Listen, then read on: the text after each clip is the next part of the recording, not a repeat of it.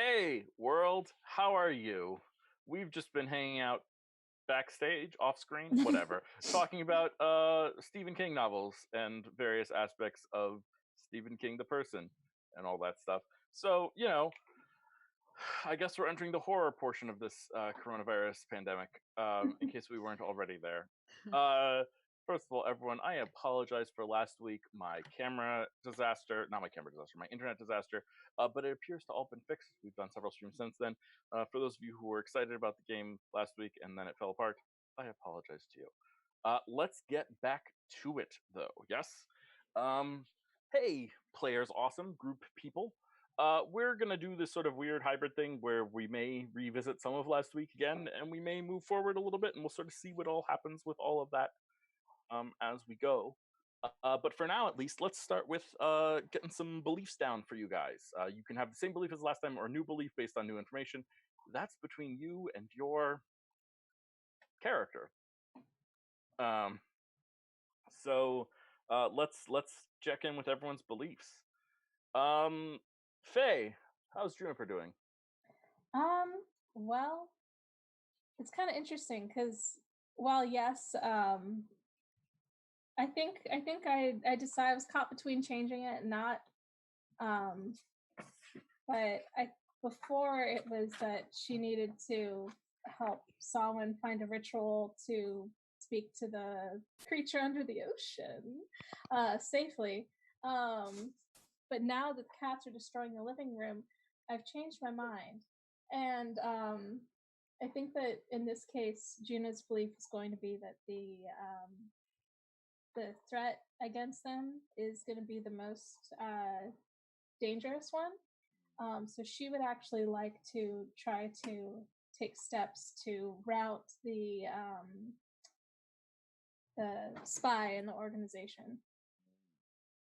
So your plan is to uncover the spy and defeat them, kill them, sacrifice them to a black god? Well, I think right now it's partly figuring out who the spy is. I think she wants to take steps to figure out who the spy is, and part of that I have plans. Okay, you have actionable things that you can do to make this happen? Yes. Great. So Juno's belief is, I will take steps to uncover who the spy in the Order of the Ocean is. Yes. Excellent. That sounds like an excellent and actionable belief. I'm totally down for that. Samhain, what about you? Jess, does Samhain have a belief? Yeah, it's gonna be the same. Does it involve throwing someone in an ocean? No, because I don't think that's gonna be actionable for this session. Okay, fair enough.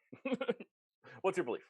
Also, he can outmaneuver me by a lot. I mean, he certainly tossed around high-level spells like they were nothing in a conversation with a random stranger when he manipulated your mind against your will like a douchebag. Yeah.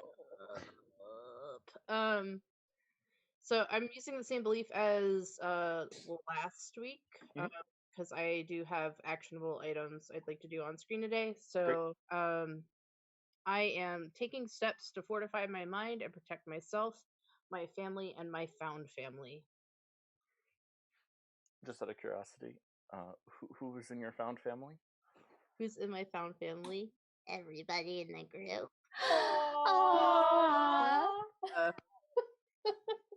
It would also include Tiss, and it would also include Josen and his mom. Okay, sounds good to me. I like it. It's a plan. Excellent. Let's check in with Nia playing Kazan. Could you come back to me in a moment? I am marinating in a thought. I absolutely can come back to you in a moment. I will point out that Tiss in chat made a squeegee face in response to Samhain. Then I will come back to you in a moment, Kaz, but I will warn you, there's not many moments left. Yeah, there's just the single moment. But it's all excellent. Right. Well, not with that attitude. If there's one thing I can do is talk. Thomas has a new belief or the same belief, and tell me what that belief is, because I guarantee I've forgotten it. So originally, per last week, my belief, and it took a while to get to, but my belief, based on what had happened during the time skip of him kind of like taking over, or not taking over, kind of resuming leadership. Excuse me. Oh, this is bad. for audio, operationally of the temple and everything that entailed kind of getting it back on its feet. I was I think he would have been kind of concerned, and I'm kind of wondering how it's going to play out, about how he's going to divide his time between the temple and the Order of the Ocean, because he tends to get 1000% caught up in his work, and that's been something that's kind of been characteristic of him throughout his life. And it's something I kind of baked into his backstory, and it's definitely coming out now. And I definitely don't have a habit of doing this and making all of my characters workaholics or anything. But that was what my belief originally was, that he was going to try to find a way to balance basically his obligations to the temple with his obligations to the Order of the Ocean, and obviously keep the latter under wraps. Now that there's 10 million acolytes swarming around, et cetera, et cetera. On some things I was outlining earlier, I was thinking, well, how does Thomas feel about everything that happened last week? Because that was a heck of a cliffhanger to not see through to the end. I'm sorry. No, I'm not blaming you. I'm not blaming you. Internet issues being what they were. I'm blaming me. No, I just had to sit with it for a week and go slowly crazier and crazier and draw out a lot of diagrams. It's all part of my plan to drive people crazy or something. Yeah, okay, keep going. So I was like, okay, so there's a lot of different ways to approach the situation that they're in right now, and while he's not going to deal with what he's put up in the past with people taking advantage of him and him wanting to believe in people, he's also trying to be realistic about what they're going through right now. So I thought about changing it to something that might have been like more relative to what came up last game. But then when I thought about it, I was like, okay, well, I've got all these plans for what to do with him, like to start taking action on this. Like, I'm sure everybody has ideas about what they want to do this game after what happened last time.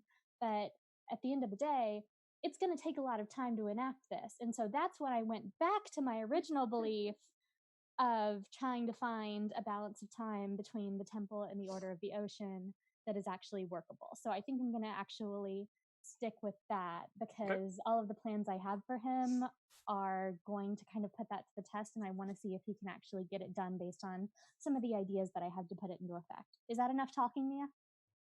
Yeah, I think so. I don't know. We'll see. Okay, so your belief is that is that Thomas will find a work-life balance or a system of work-life balance this week? He's going to find a way to divide his time between his obligations to both the temple and the Order of the Ocean. Okay. So for this belief to be accomplishable, right, just for clarity's sake, you can't just actively do that. You can't just divide your time between these two things. You have to find like a vehicle in which to make that happen, right? There has to be something that you're doing to make that balance happen. Does that make sense? Yes, he's least a forward focus. No, I'm just kidding. But also, yeah, we didn't cover that last week, so I'm glad that we're nailing that down now. I've got a few different ideas as to how he could be running around getting things done. But yeah. Sounds good to me. And back to Nia with Kazan. Hey, how you doing? Okay, so at first I didn't really want to change Kaz's belief from what it was, but what happened last session I think was just too big for me to not change what her priorities would be. And I do know that her absolute priority would be to keep her friends safe, and where I'm kind of having trouble with that is making that less vague and making that into an action plan, because I do think that is the most important thing on her mind right now, is how she can protect her friends from the Ashen One. Okay, so your plan is, your goal, your motivation is to protect your friends from the Ashen One. Yes. Okay. And do you have ideas about how to make that happen or no? So my first thought was the first thing one would need would be more information. Great. So then what your belief, I mean, I think that like protect my friends from the Ashen One is a great long-term goal, and it will have several actionable goals inside of it. So I think perhaps step belief 1 would be I will uncover more information about the Ashen One so that I can better protect my friends. Okay, that sounds right. I was thinking broadly. Perfect. Yeah, no, I think that's perfect. I think that's a fantastic belief. Okay. Cool. Everyone happy with your beliefs today? Yeah. Great. Excellent. I am too. So for those of you who weren't here last time, we had a time skip. Everyone sort of hung out for a month and wasted the whole month. No one was productive or had any significant growth or development at all. No one had traumatic experiences. No one accomplished anything. It was just like, I don't know, everyone went to the beach for a month and just hung out. No, I'm lying. Everyone had very intense months off where they did lots and lots of things. Some people, in fact, everyone got a job of some sort. I should also note we've changed the way we're running money in this campaign, and that's totally fine. We'll figure out how that works, but don't worry about us if we start doing weird things with money. Just deal with it. And yeah, everyone got a job. Everyone's doing lots of things. Everyone sort of got goals and projects, and some people had traumatic experiences during their downtime. It was an intense month off. And then they showed up back at a meeting with their direct superior in the Order of the Ocean, their secret society that is designed to unseat a potential fascist dictator who's becoming more and more fascist every day. Also something that happened over the course of the month. They find out that their whole secret society may have been wiped out by someone going by the name or the pseudonym or the nom de plume, the Ashen One. And now they are all at risk for this. So after our episode opening teaser that happened last week, but should actually just happen now, there we are with everyone in the room with General Quick Eyes. He is in a bad state. His hair is ratty and knotted, not the clean cut persona he typically puts forth. His hands are shaking, and there's a little bit of sweat upon him. He has handed out rings to each of you, and told you that they are rings of protection. They are functionally different rings for each of you, but there are certain similarities between them as well. Yeah, how's that feeling to everyone? Anyone want to talk to them some more? I assume that people might have some questions. So we're in our back room in the back of the Soulwood Tavern, so you can't be scryed upon here. You guys are in very good shape in terms of that protection thing. So what's going on? I think, was it Samhain who gave him water, or was it Thomas who gave him water? Yeah. Thomas. Okay. So Hold he's the like potato. holding the water and drinking it, and just sort of like shaking a little bit.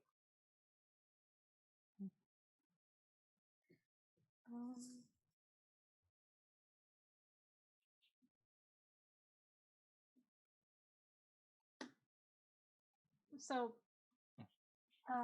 other than you, how many other people who are in charge of cells do you know that you are still in contact with? You said just one?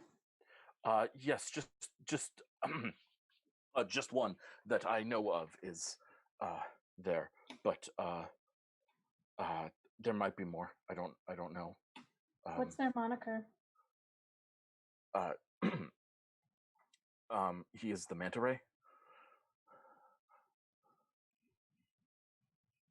We didn't talk to him at all. No. Okay. He's a local figure. What does he look like?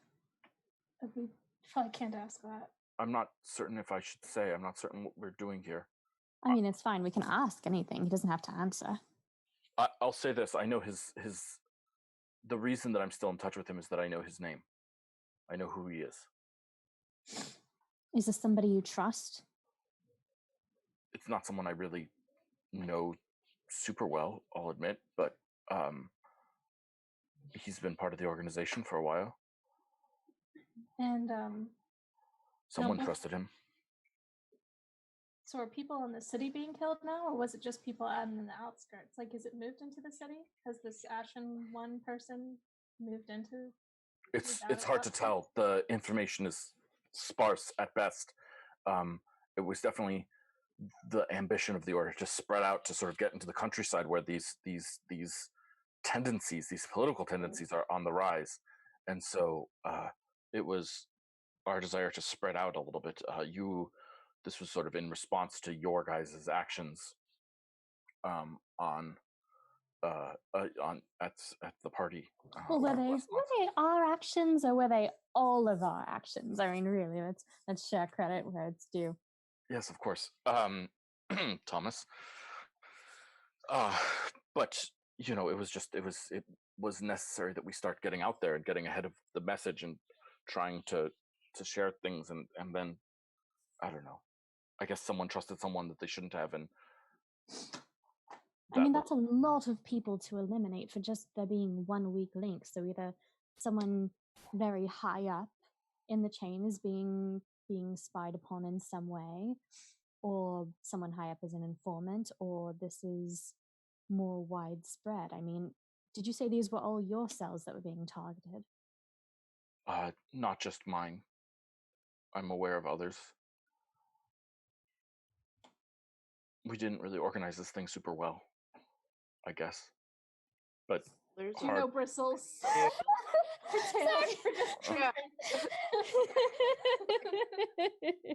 Yeah, someone's like, "That's a fine. How do you do?" Yeah, no, like she's a little. She just like gets her a sip. She sips a drink that's suddenly here. It's not like anyone taught us how to be spies. We've never really had anything like this before. Not a lot of. Look, the people who have the most experience who were involved in this thing were people who were like imprisoned by Sunera during the occupation. Those are the people that know the most. Those are the people who have any experience operating in secret. I'm a fucking general. I'm used to like go there, shoot, deal with that problem, right? I understand tactics. I understand a little bit about strategy, and I'm a.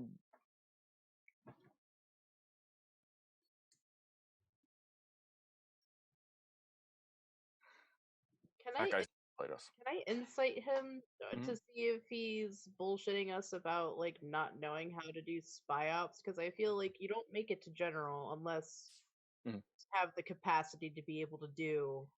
Yeah, roll an insight check. Definitely don't make it to general without kissing a lot of ass. Look, I'm just talking realistically. Yeah. All right, in our fantasy world, that may or may not be true. Yeah. So, he's certainly uncomfortable with aspects of it, and he's been uncomfortable with aspects of it from the beginning, right? It's certainly not a very spy-like action to take off your mask and reveal yourself to your team, right? That's reporting to you. That was sort of the first like inkling that you had that this guy's not like a trained spy. That's not a good thing to do. Roll a history check for me. Sure. That's a 9. That's a 9. Yeah. So, yeah. I mean, he's certainly he's certainly more inexperienced than you would hope for a general. Maybe it was a battlefield promotion. There's a lot of that going around. I mean, I don't know. Maybe other people had more experience. I'll admit, when I joined, I assumed that other people had more experience. Look, we're just trying to get as much information about this as possible. Nobody's blaming anyone. We just need to figure out how to proceed. Oh, my comment about there's a lot of that going around was supposed to be out of character. Yeah, that's what I thought, but then he reacted, so I was like, oh, we're doing this. Oh, sorry. No, it's because Jess knows that there have been other people who've been promoted to their positions rather quickly. Yeah. That was an IRL comment, not an IRL out of character. Not just OOC, but also IRL. Yeah, no. Fair enough. How not that it's been a week or anything since we've talked. I mean, we just started talking a few minutes ago, but how did you say you learned of the Ashen One's identity? Sorry, say it again. How did you say you learned of the Ashen One? Or at least Monica. Yeah, I had a cell that sent me a written report saying that they're hearing rumors that the Ashen One had killed another cell, and they were sent to investigate to see what they could find out, and that was the last communication I heard from them. Do you still have that note? No, I destroyed it. And you're in a habit of destroying your correspondence. It's safe. It's safety. I'm just wondering. Yes, I destroy all written correspondence, and we don't communicate outside of. Well, my cells will hear one other location that I know. Oh, so not everyone meets in this same little back room. That's good to know. I wonder how we scored the very nice place to meet. Well, you're one of a couple different. There's a couple different places to meet in the city, but they're all protected. Yeah, they're all protected. It's not scrying that's getting them this information, as far as I know. It's got to be someone. Okay. I think we all probably need to talk a little bit amongst ourselves for a bit, and then we can get back to you, maybe. Are you going to be safe heading out of here? No offense, but you look a mess. You look like you haven't been sleeping. Yeah. Well, I was up all night getting these rings together for you all. Who's open at that hour? My goodness. I've got a friend, Variz, who has a jewelry shop. I mean, can probably just hook you up with that in the future. No need to run around at all hours. You should be in bed. What was the magical nature of these things that I was more concerned about than the aesthetic nature of these things? But I'll there's keep no that need in to mind. disregard that in any circumstance. It's Yes, more than life and death. Of course, you're right. You'll have to put me in touch with Variz in the future, I guess. Although I don't know what that says about me. But truth be told, I guess I'm gonna go home. I have a meeting tonight with Manta Ray. We're gonna try and figure out what we're gonna do. But I'm just gonna head home. I'll walk you out. And he stands and downs the water, and then looks at it and says, "I wish that were something stronger." And he walks out. Let me walk you out, Juniper. I'll be right back. No. Mercury. Yeah. So you and Mercury head out with General Quick Eyes. Mm-hmm. If possible, he's going to try to stop him before he goes out the door, and also telepathically say to Mercury, check the street outside, see if anyone's watching the tavern. Yeah. So Mercury says, "On it, boss," and Mercury flies out through an open upper window to get some air in here, and just sort of lands on the roof and sort of looks around. Can you roll a perception check for Mercury? It's a good question because I keep forgetting to actually construct his sheet and roll 20. Please remind me, and I will help you with that. Thank you. So he just has. What level are you? 6. We didn't go over the new stuff we got at level 6 last time, but excellent. Good to know. I will remember that next time. So what's your proficiency bonus right now? Right now, it was up there. Oh, sorry. 3. Okay, then Mercury has a +4. Oh, nice. Okay, so 20. I can't see it. So that is a 12. +4. Nope, that's a 12. +4 is 12. Yeah, I had to scroll down. Yeah, so he looks around and says, I think it's all clear, boss. There's a lot of people here, though. It's crowded. All right, so Thomas is going to just one more time. Are you sure you're all right getting home? Do you want someone to go with you? I mean, Kazan can shapeshift. There could be 2 of you leaving here at once, and then she doubles back. No, I'll be fine. I'll take the carriage. It'll be fine. It's protected. The one who's driver Yes. has a second job. Yes, that one. Economy. I'm sure he's paid very well for his time. Well, that's very good. Oh, her time. It's female. Sorry, my bad. Forgot about that. I'm sure she's paid very well for her time. If you, he's gonna lean in closely. He's like, you got something on your shoulder, and he's going to lean in and be like, if you suspect you're being followed, you should head to a temple. They're not going to want to do anything where there's a lot of people around. Marketplace, shipyard, anywhere where there's, a lot of folks. I didn't even get a chance to ask how's the temple treating you? Quite well. You should come by sometime, if only because you're having trouble sleeping. That's not how it sounded. There's a lot of peace and quiet there, and not that I've been down there a lot, but there are underground cells at the temple as well. I know that you're. We've never really talked much about your faith. Yes, well, I mean, there's not much to say. I mean, it's definitely taken over a bit, but I believe I have a chance to kind of turn things around in the city, and it's certainly not going to be like it used to be. But I'm up for the challenge, and I have I don't want to offend you, but I have a slightly cynical question to ask.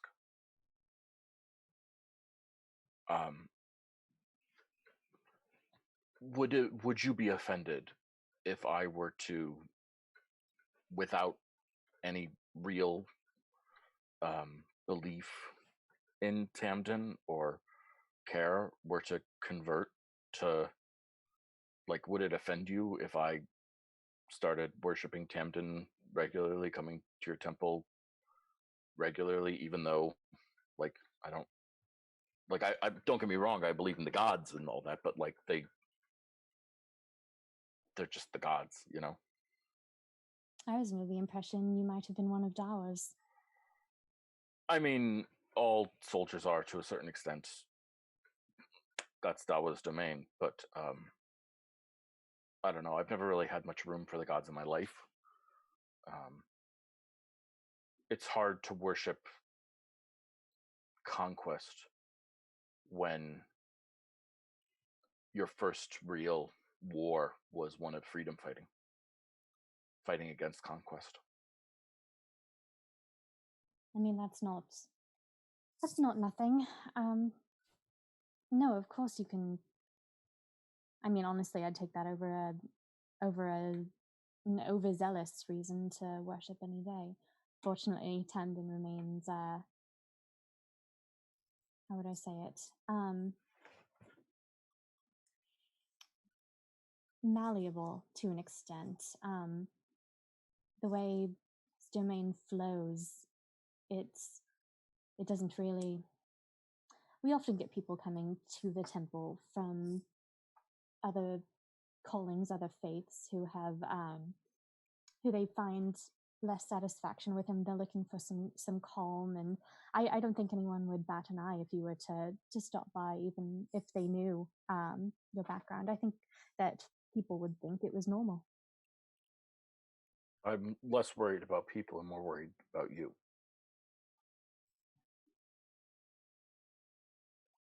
Well, if you're just coming by to say hello, I could certainly use a way to slip away for these engagements. So I say yes, you should certainly come by, and maybe if I have to slip out sometime, people won't look at that too closely. Okay. I'll see you. Do you mind if I... And he says, for luck. And he reaches up and tries to kiss him. Yeah, and he immediately kisses you right back. Insight check with advantage, please. Absolutely. Oh my It's right there. Oh, right. You said better not be ones, or I'm gonna be so sad. Oh, that's so cool. Awesome. 11. I love an 11 on a super important roll. That's okay. Yeah. So there's a fair bit of desperation in the kiss, and also a fair bit of like worry and nervousness, and genuine concern. Okay. You get the feeling he likes kissing you and wants to keep doing it, but his mind is other places. Damn you, 11. Okay. All right. He says Mercury doesn't really see anything on the street outside. You're probably good to, if you needed to slip away. Thank you, Thomas. It's good to see you. It's good to see you as well. I'm sorry I haven't been around this last month. Well, we'll touch base soon. Please take care. Watch your back. Yes, of course. And he sort of gives you like a look out of the corner of his eyes and just like pauses for a second and then walks out. Okay, flock of familiars. You got it. What are they doing? You've got 4 at this level? I've got 4. Yes. Flock of 4 familiars. Yeah, I'll find a way to make alliteration out of that one too. Just wait. He's gonna grab like a napkin or something off the counter. If it's a cloth napkin, he'll pay for it. He's gonna. It's paper. They've got paper and cloth. Cool. We're living in the future now. He's like giving directions to the dragons as he's like scribbling this out. He's like, "You follow him, stick with him, make sure that he gets home. You on it, boss." Flies out. Thank you. You watch the crowds. Look for anyone who might be tailing him. I'll be checking in with you just to help with that. You sure thing, boss. Flies out. Watch the side alleys, watch the rooftops, see if there's anyone who seems to be moving with him in those directions, and keep an eye on if anything happens to our primary man who's tailing him. Take his place, please. Got it, boss. Mercury, he wraps the ring that he just took up in a napkin, and he hands it to Mercury, and written on the napkin is a note to Varese being like, "Darling, can you advise which shops would specialize in magic like this? XOXO, Thomas." Excellent. Yeah, and Mercury takes it and says, "You sure, boss, that you don't want me with you?" Well, if you could double back after. Make sure to ask after what she's cooking. She's an amazing cook, but her daughter's even better. You're on. And flies out. Let's check back in the room. Obviously, Thomas, you were out of the room for a large scene there. So let's see what happens with Kazan and Sawin and Juniper.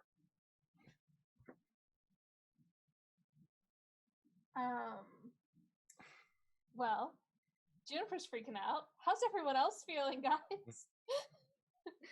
So what does Juniper freaking out look like? She's got 3 tails now. So you know, very bushy, furs all bushed. But she's trying to look calm. Like, you know, it's that whole thing where you're like, you know, hands on the table, like looking like, oh, this is fine. I'm just planning things out. But then just incredibly fluffy, just increasingly more fluffy as the seconds go on. Are out of curiosity, are your 3 tails so fluffy that they look like one giant tail? They're close. Okay. They're close. I'm just curious. There. It's getting there. It's really adorable. That is really adorable. And she kind of looks at them and she goes, "Well, if nobody else has any suggestions, I might have a favor to ask."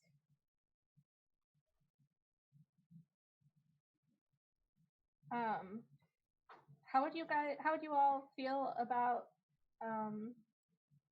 having a talk with my teacher? I was hoping you would say that. How would you feel about going with me to ask her to have a talk with all of us? That might be a bit noticeable, don't you think? Well, I mean, all of us, yes, but like, if it were like just one, or I mean, I could, but I'm not scared or anything. But like if it was just Kaz, I could say, oh, I'm interviewing for a very cool bodyguard. Or if it were Solon, I would be like, here's this art man who's doing art things, and you're on the art council, and Stepwise is completely uninterested in the art council, huh?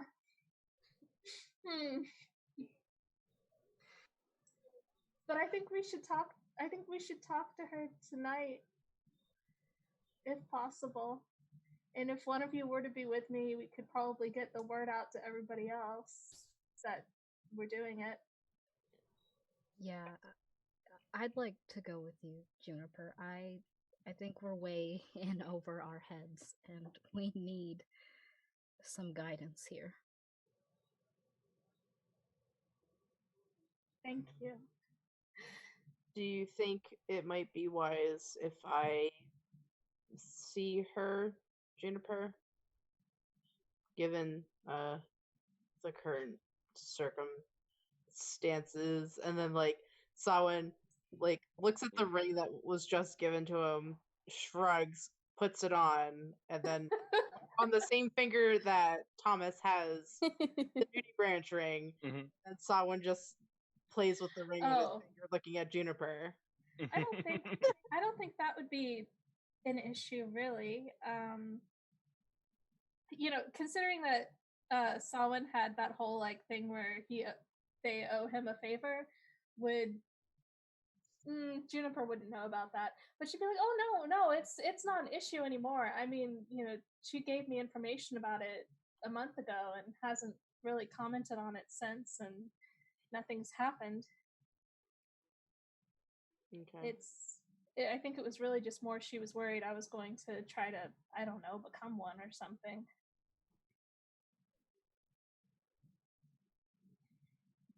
How does Samhain feel about that? Sorry, just out of curiosity. I want to hear someone's inner monologue at this moment.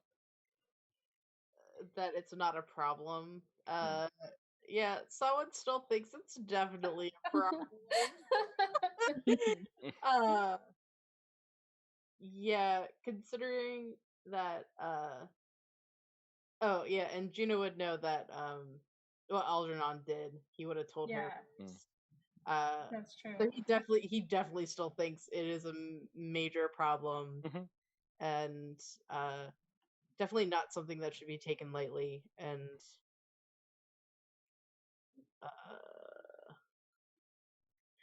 wonders how long it'll take Mela to figure out who it is. Well, probably not going to take her very long, but she's already figured it out. Well, Gina's gonna be like, well, but if it's, you're right. If it's something that makes you uncomfortable, I don't want to put you in a bad position. But at least have some of us there to ask questions or find out if she knows about this. She hasn't even changed her behavior this whole time. I mean, she's good, but you'd think I would have noticed something. What if, and pardon me for saying so, I know that this might make you angry to even consider this, but if Mela has been doing what she's doing and she hasn't changed her behavior in response to what the general has told us, do you think that maybe she has something to do with it? No. No, she wouldn't put us in danger. She would be putting herself in danger if that were the case. And me and everyone. She wouldn't have an out.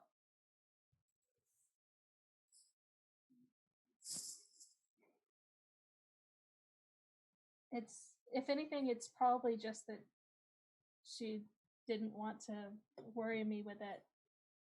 But if other people have been injured and or harmed or have gone missing, the same could have been done to us, is the point I'm trying to make. And if Yeah. we knew that people were missing or gone or dead, don't you think she would have said something to you directly? To warn you? Yeah. She probably would have tried to tell me to step down. It's just something to think about.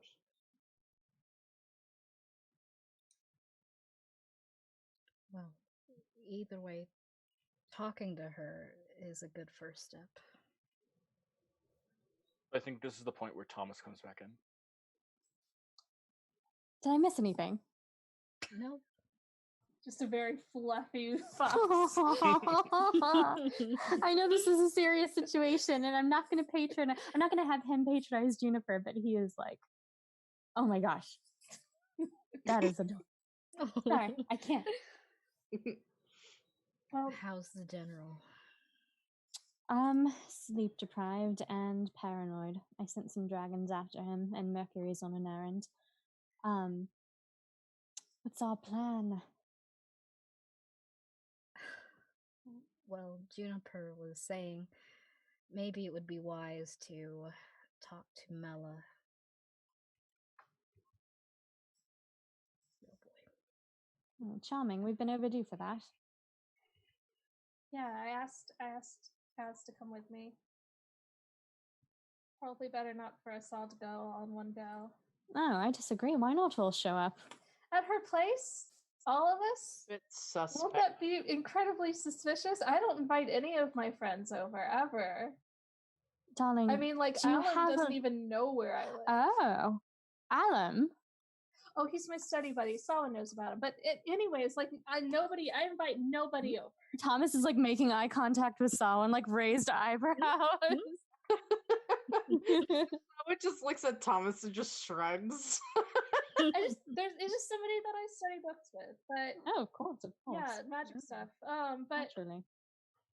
Magic stuff. You wouldn't understand, Thomas. Of course. Thomas wouldn't understand magic things, not with the magic pseudo dragons. I mean, honestly, I don't understand most of what's going on. I'm just leaning into it at this point. Oh, it But I was think- a joke. Yeah, the other day I put my hand on a piece of driftwood and it started invigorating. I don't know. It was darker brown. It was moist. It was weird. What? Thomas got plant growth with level 6. Oh. I was like, what the fuck is going on? Elaborate? Oh my, that's unsettling. Tell me about it. So, a question. Go for it. Not for you. This is Kaz. Oh god, sorry. Yeah, sorry, I don't. Not good at that. Anyways, so I know how I feel, but how does everyone else feel about the trustworthiness of the general?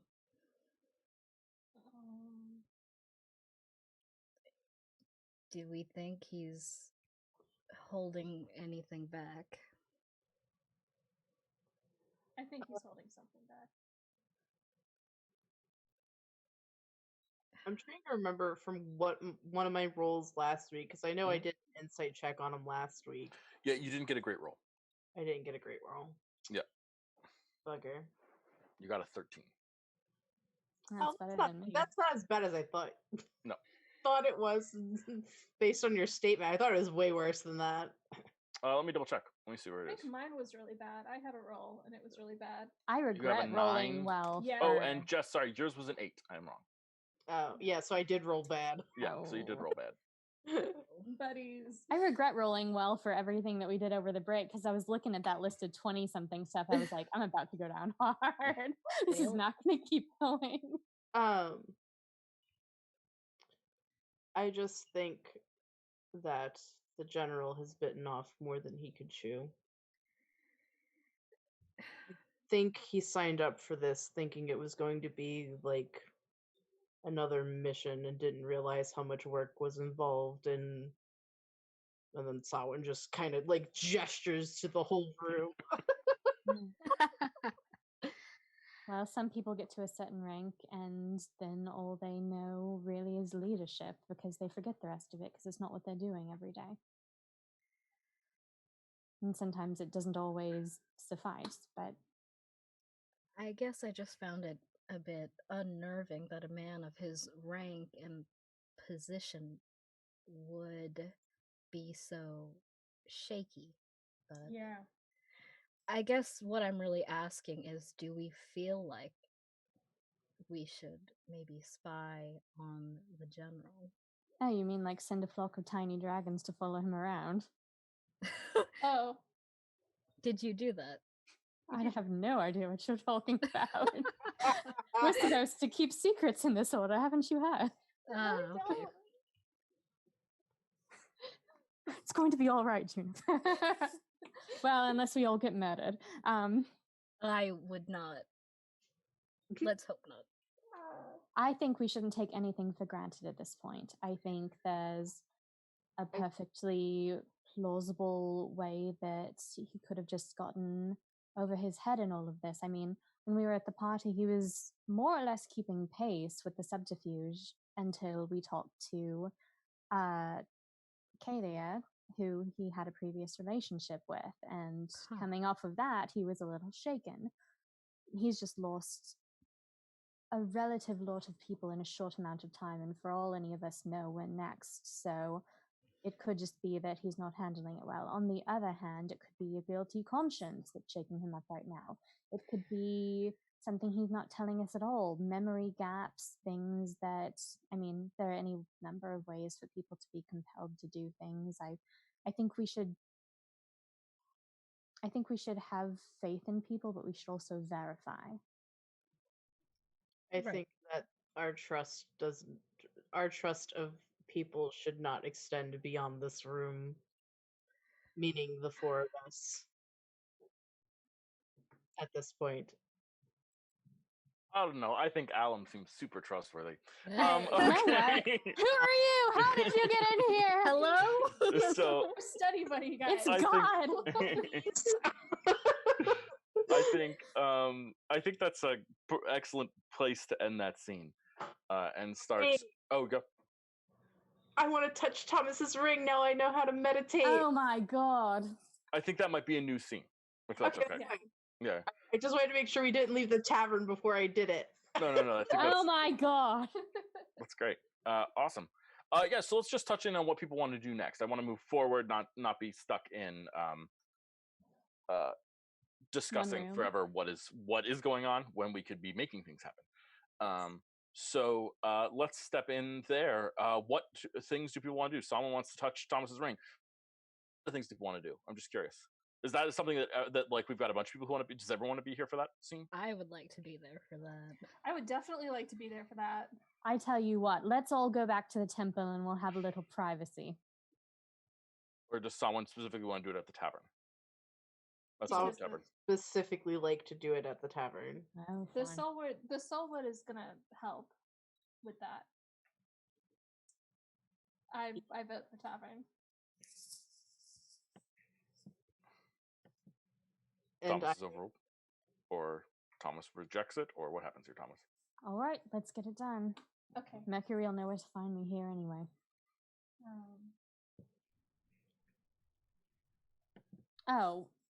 If Juno and Salin have some prep they want to do, he's going to kind of zone out for a minute and be looking through some dragons. Yeah. So one of your dragons reports back to you, and says, "Boss, these people are really good. It's a team of them, not just one, and they're alternating. But I'm certain that there are at least three. I spotted two of them, but the way that they're moving, there has to be a third that I haven't seen yet. People keeping an eye on the general." How are they dressed? What do they look like? I've seen them change costumes and change appearances. One of the things that clued me into it was I was looking at that side alley that you told me to look at, and one of them went into that side alley and then cast disguise self on themselves to change their appearance so that they could spy on him some more. So there's a bunch of different ones, and I don't know exactly what the route is, but I know that there's more than one person. They have magical assistance. Thomas is going to take down the appearances that they've seen them morph into, just in case any of them are like Chimera and they're going to repeat. And he's going to pass this on to the group, and he's going to order a big fish platter. Great. For the respective dragons. Excellent. Sounds good. Okay. Did they find where Quick Eyes was going? They did follow him back. Yeah, he went back to his place. And he made it there. Okay. Yep. Okay. Yeah. Okay. So let's set the scene here. What's everyone doing? How does this look? We're in the back room still, I presume. So what does this look like? Are you sitting on the couch? Are you sitting cross-legged on the floor? Are there symbols drawn out? What's going on? Well, I would like to draw out some symbols if possible, because I've been studying the rituals, like for warding rituals to kind of like control the magic in a way. So I would like, if there were any that I know, because I know we haven't really gone over like, the details. Absolutely do. Yeah, of course. Okay. So can you please make a spell? It's basically the equivalent of a spell attack roll at advantage. Okay, so how would I do a spell attack roll? Do you have any spells that have attacks? Firebolt or something like that? Just roll that, I have a lightning bolt. Yeah. Perfect. It's abjuration, but we'll call it that. Is it bad? That is not what you're supposed to. That's a dexterity saving throw. Whoops, I put the wrong thing. Do magic missile or something. Okay, I'll do magic missile. No, magic missile automatically hits. That won't be good either. No. Right, good point. I have... Do you have any spells that are rolled to hit? What's your modifier? It's just in the top right of the sheet on the spell page. My attack bonus is 7. Perfect. Roll that. D20 plus 7. Add advantage. Okay.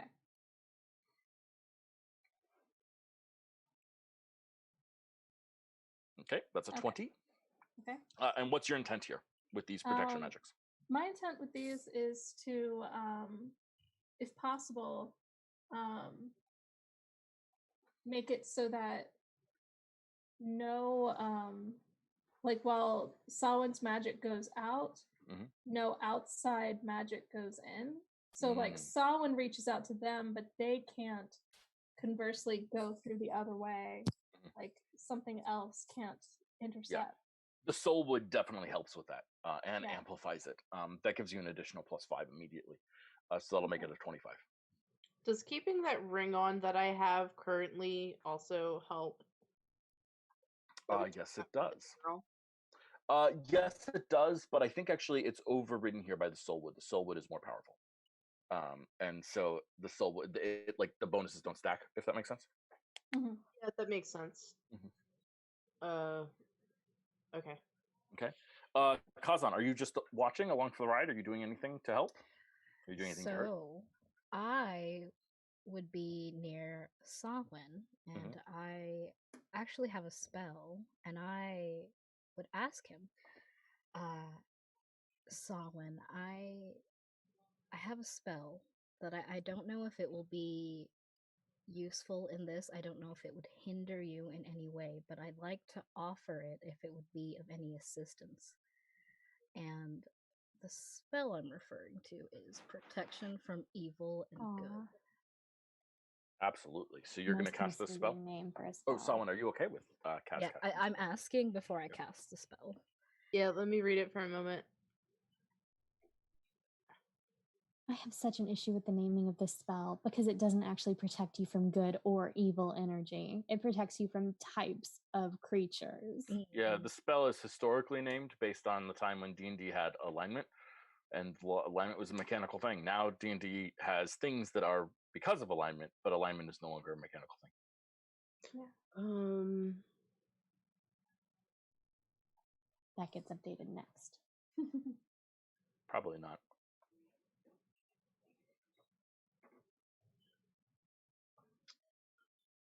D&D is very trapped in its own history in a very interesting way. It's kind of fun. Sometimes a deliberately misleading way. When you're in a dungeon and you're trying to cast this spell because you think, oh, I'll protect us. Oh, honey. So my only concern, like as a player with this spell, is if this would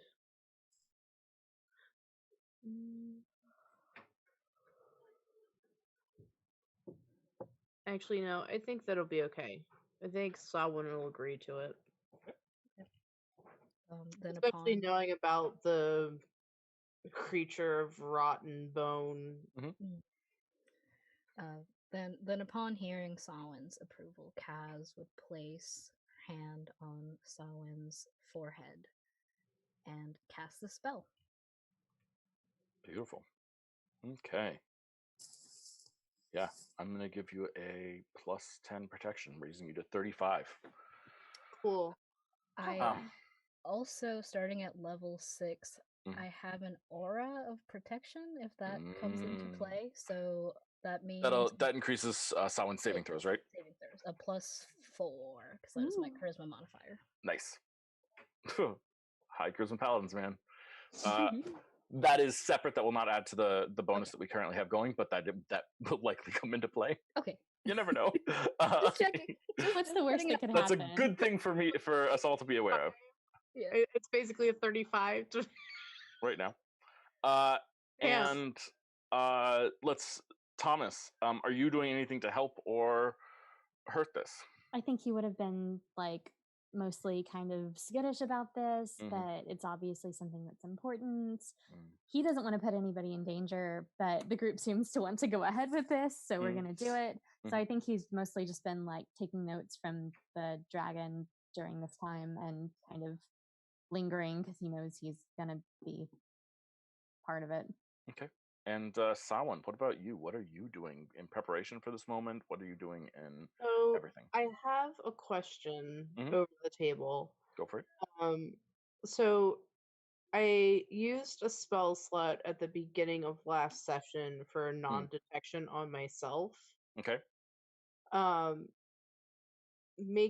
This is me making an assumption. If that's factored in for myself, then I think I'd want to make the same offer that Kaz made to me to make it to Thomas for non-detection.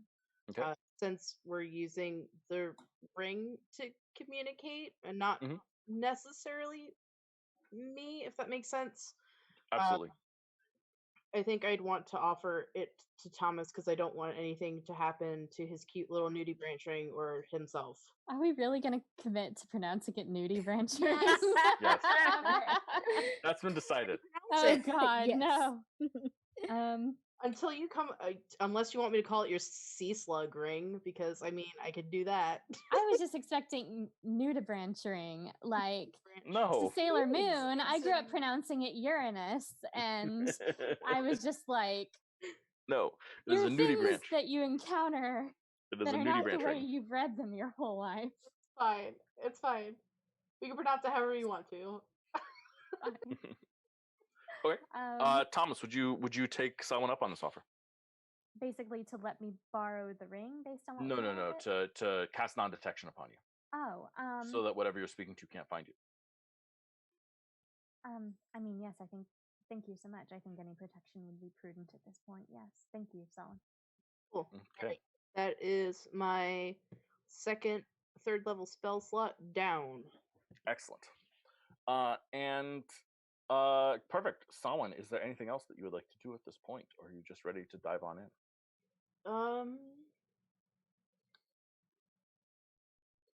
Samhain's going to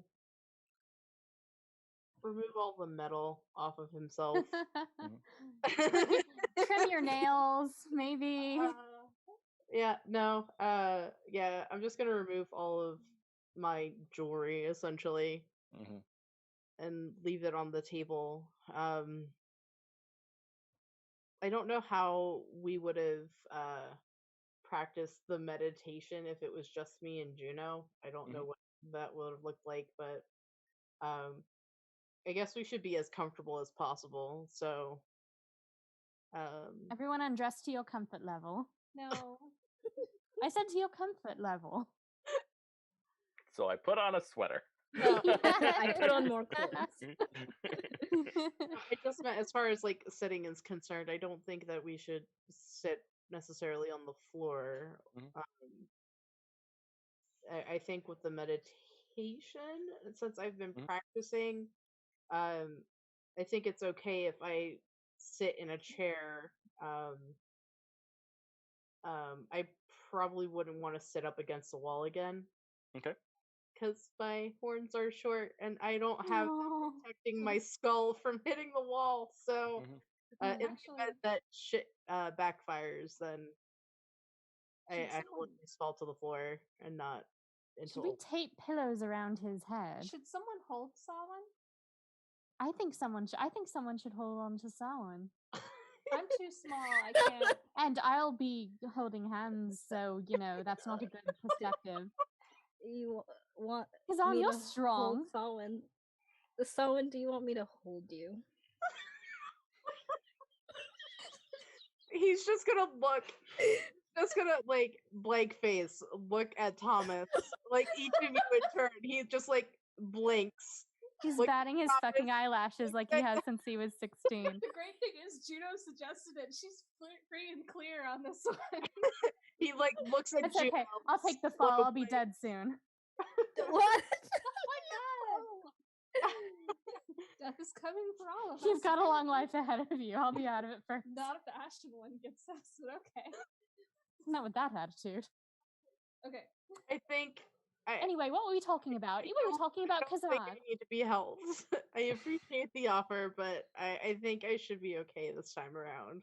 Well, we'd better be ready to hold him just in case, we have another seizure. Oh yes, safety first. Okay. I'm gonna stand behind him with my arms open. Okay. Cute. Okay. Beautiful. All right, let's do it. So I guess, what is the least, or do we think reasonably, now that I've done the meditation, that I can hold Thomas's hand the way I held it last time? Or do we think I should try to minimize how much contact I have with his hand and just be touching the ring? Well, I'll tell you what my plan was for once we started, because it's a cantrip and I can cast it repeatedly, basically. But I don't know how tuned in I'm going to be, so it was going to be more of an attempt than anything else. Blade Ward is a cantrip that I have that's concentrated on myself that has resistance against bludgeoning, piercing, and slashing damage. Oh, dealt by weapon attacks. Never mind. I don't have anything. No, that's fine. We can fudge that, right? Because Samhain's hand is a weapon, right? Yeah. Ooh. Lethal mechanically weapon. speaking. Mechanically speaking, you can punch someone, and so your hand becomes a weapon attack. So but yeah, he's kind of getting ready to concentrate on kind of low level constant cantrip as they're going. But beautiful. Okay. Yeah. Okay. All right. So then I'll just do the same thing I did last time. Just grab Thomas's hand and away we go. Okay. So Samhain, Mm-hmm. you've been practicing meditation. Mm-hmm. So let's just start with wisdom saving throw. You get a +4 from Kaz. 18. Nice. Okay. When you close your eyes and clear your mind. But now, unlike other times that you have closed your eyes and tried to clear your mind, now you're actively trying to reach out to something else. You have to turn your mind outward. It's a weird experience, almost turning your head inside out so that what is inside of it flows away from you, out to perceive everything. Mm-hmm. You enter into that space that you were before, where there are stars twinkling in and out of existence, and lines of light, just beams of light that connect you to each one. Holding the ring, you feel your hand is already holding onto one of these strands of light, and you can feel where it's leading again. Okay. I'll follow it. Following this strand of light, you sense these other lights growing more distant from you, whatever shapes and figures, whatever beings they might contain. fade away from you. There's a being of wind and lightning that just fades away. There's a being of anger and rage which fades away. But deep, deep, deep, you follow this strand, getting closer to something, and you feel a chill. And in a second, you don't even realize it, but there you are again. The light has gone, but you are underwater, deep in the ocean somewhere, looking at that massive creature bound by manacles, chained to the earth under the ocean. And a voice speaks to you. I sense presence, but I cannot see you. Is this different than the voice I heard previously? No, it is the same voice, though more coherent and speaking less fragmented sentences. I have come to visit again. Are you the same? This time I cannot see you. Precautions have been taken, and I have been practicing. Was the merging hard? This time or last time? Progress, then. Growth. Yes. You are a conduit? Yes. But not mine.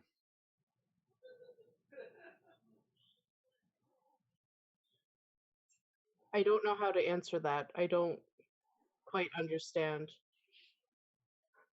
You are not the one that is connected to me. You are connected to the one that is connected to me. That is correct. Are you here to facilitate communication? I am. The last time we spoke, you were weak. You seem stronger now. What has changed? The connection has changed.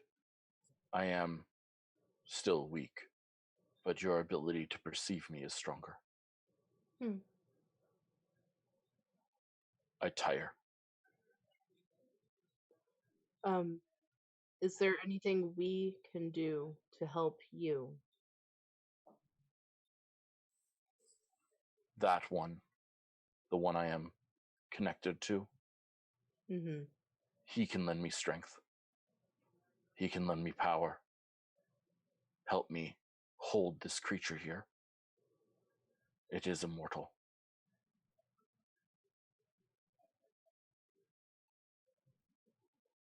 It is a gamble to take what you say on faith that you will not use my friend with malicious intent. How do we know that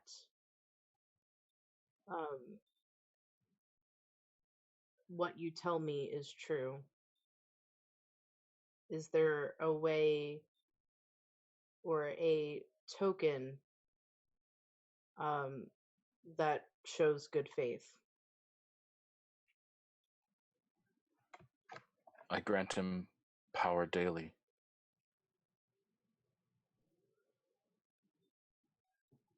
And you said there is no name by which people call you? I have been called the Chain.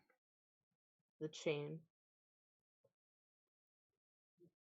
Because he has been under the impression you are the god Tamden, but if you do not answer to that name, then I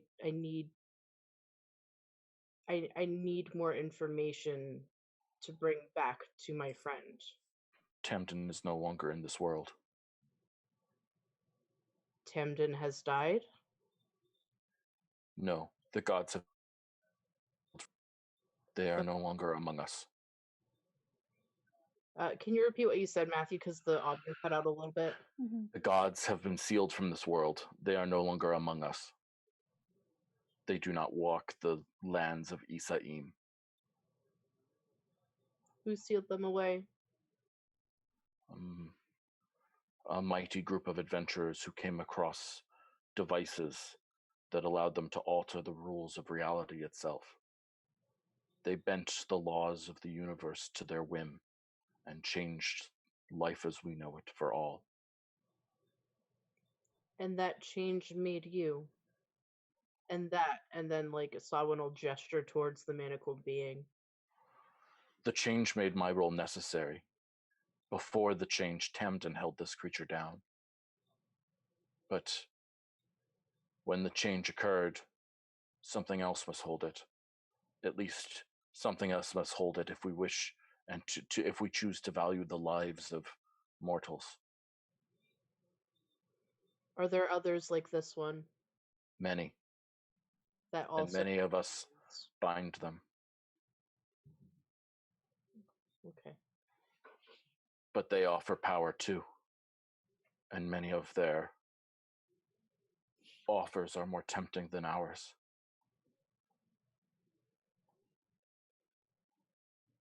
Yeah, but I'm sure that they come at a greater cost. They come at the cost of all life.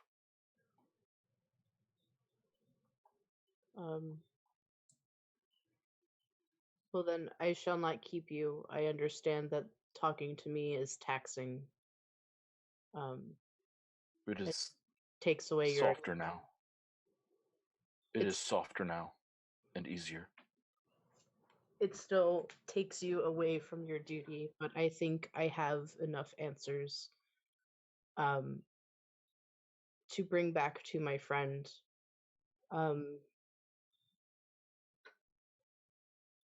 Tell Thomas that Tamden was my friend. I shall.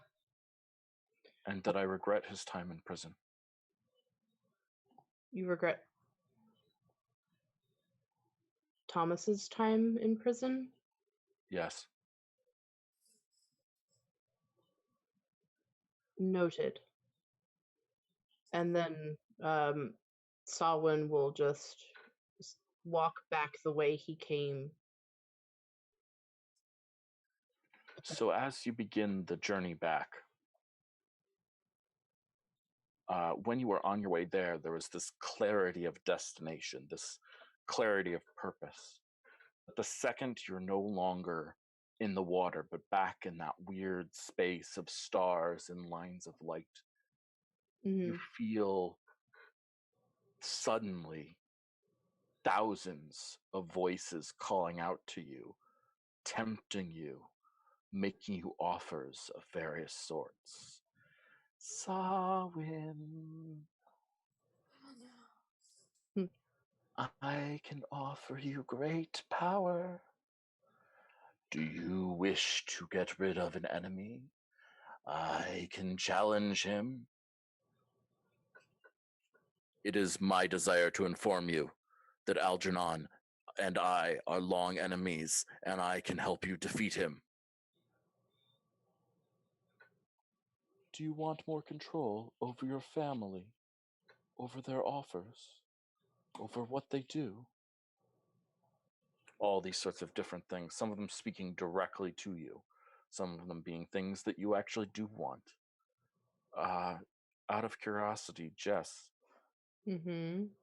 one of them offers Sawin something that he wants deeply. What do you think that is? Shut up. I didn't mean to do that second wisdom save. That was weird. I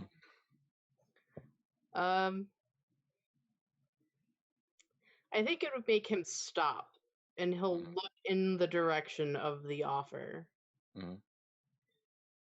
What is the offer? He wants his friend back. So you look in the direction. He looks in the direction, but he says nothing.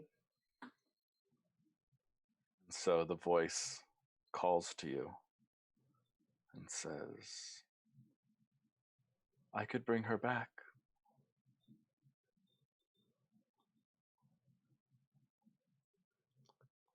What is dead cannot be brought back, is how he will respond. The laws of the universe are malleable. We can change them. You and I together, we could change them. Can I insight check this? This sounds shady as fuck. Yeah, might roll an insight check. 14. Mm-hmm. How do you insight check a being of greater power? How do you determine anything about them of any real substance? With the 14, Well, it's mostly it's an offer. like the tone of voice. Yeah, like, of course. Like, like, are they saying it with a smile? Is it more like, because you can hear a smile in some. Absolutely, yeah. I think that the way that Samhain would interpret this with a 14 is that this voice sounds different than many of the others. It is quieter, more intimate, and not said in like joy or glee, but said like a whisper to a dear friend.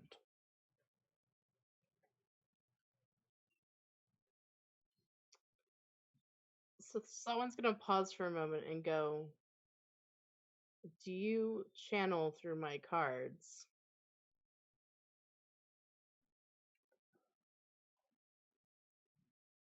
No, I don't. But I know who does. And I suppose that comes with a price too, doesn't it? All things come with a price. A favor for a favor. That's the way the world works, isn't it? Well, I don't have the currency to pay today, and then I'm just gonna sever the connection. You try to sever the connection, but of course you don't have that kind of control. And so you hear the voice call out to you saying, I'll be here if you change your mind. I'm always an option. Yeah, no, that's gonna really fuck him up.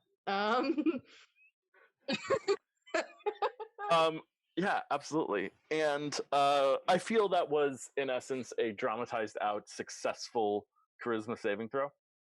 So we don't need to roll. That's just a successful charisma saving throw, basically, if that's okay with you. Yeah. And Samhain wakes up.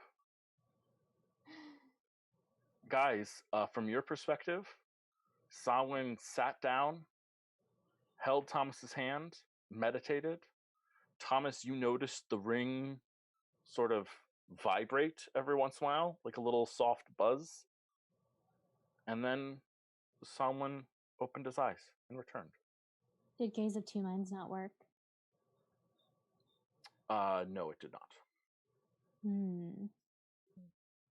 Oh my goodness. Yeah. What do we have in this room, beverage-wise? I had gotten tea to sip sarcastically, so I'll give it to you, Salin. Have my sarcasm tea. Yeah, I mean, so this is the back secret room, but there's a bar right in front, so it's very easy access to anything if you want anything. Yep. Yeah, someone's going to excuse himself. Wait. Go. I'll be back. Just you need to give me a moment. And then he like walks out, comes back with like a whole tray of stuff. Sets it on the table. The dragon's very interested. He opens one bottle, pours liberally, takes a whole drink, empties it, and puts it back on the table. And then he's gonna move his chair to in front of Thomas, and he goes, "Are you prepared for what I have to say to you?" I mean, I've been prepared this whole time, but the cool thing that I took specifically for this purpose doesn't seem to work. So please, by all means, tell me everything.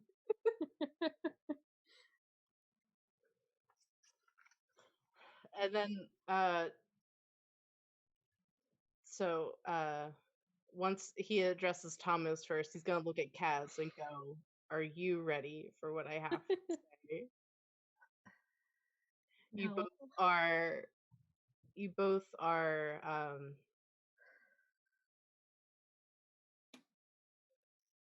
Religion-minded people, and what I have to tell you may distress you.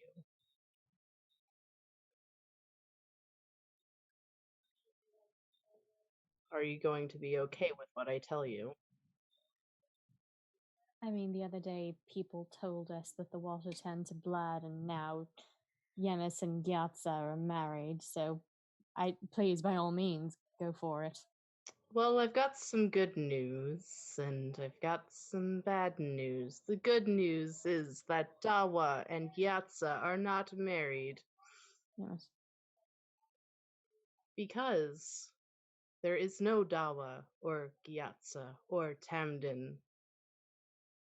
They've been sealed away, and in their place, other things have taken up roles that the gods used to serve. The one that speaks to you or gives you power, and then like someone points at the ring, is called the Chain. It was a friend of Tamdin. They are a friend of Tamdin. Calling it is weird. They are a friend of Tamdin. And they told me to tell you that they are sorry for your time in prison.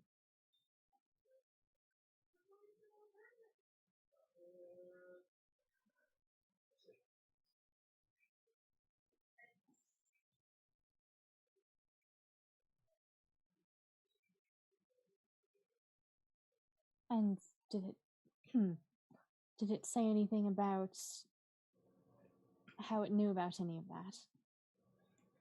No.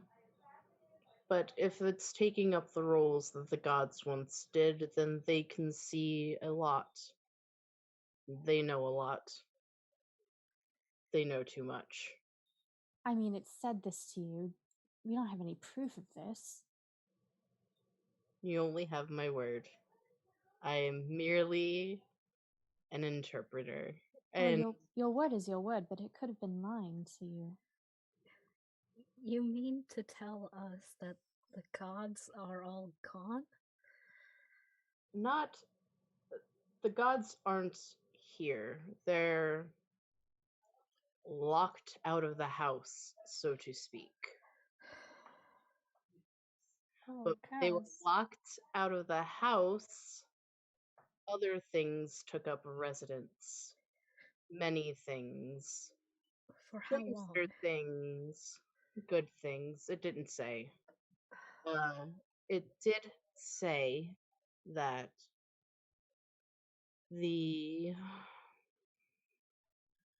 gods were locked out by a band of adventurers who bent the world to their whims. And I guess it was these adventurers' whims to be rid of the gods for whatever their reasons were. And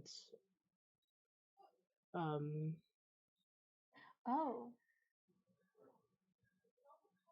I You read mean about that.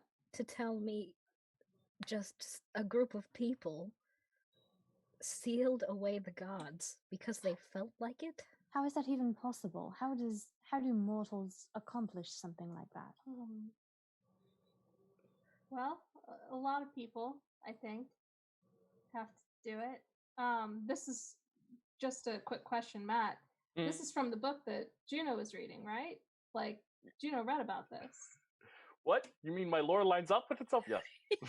yeah. So Juno read about this, and also like in that book with, I forgot the name of the book, but the book that she's reading or has been studying, talked about the rituals being done with like hundreds of people or hundreds of thousands of people chanting at the same time, doing a ritual. Yep. She's gonna look a little antsy and bring that up to everyone. They thought it was the book thinks it's hypothetical, that it didn't really, that it couldn't have possibly happened. You couldn't have gotten that many people together for a ritual, but if they did, then this may be more true than I thought. I think I am. I don't know quite where I stand at the moment. But I was rather an agnostic man. I didn't believe in the gods because if gods were around, why would they be so cruel with certain things in life? And I think that my position on gods is not unique. I think it's something that, or a line of thinking that is probably shared with a lot of folks who go through hard times and suffer. And I can believe that a group of people set in their ways would be able to, or set in this line of thinking, would be able to accomplish such a difficult, nearly impossible task of sealing away the gods. I also think that they didn't understand the repercussions of what they've done, and what they've left the rest of us with. The devil you know versus the devil you don't. And it appears to me that there's a lot of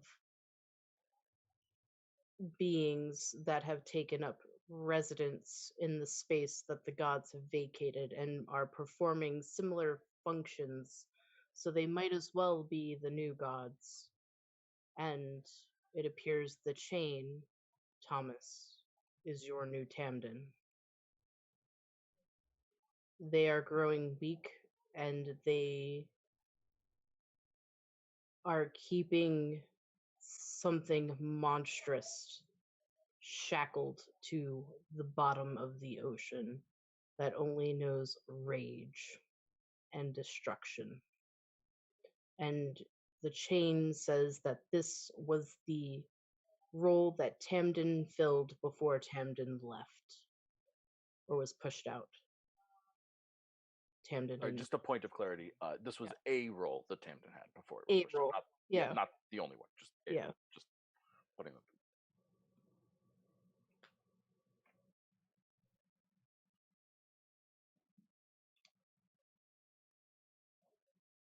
And I think from my chat with the chain, sorry, I need to stop calling it, just the player needs to stop calling it. I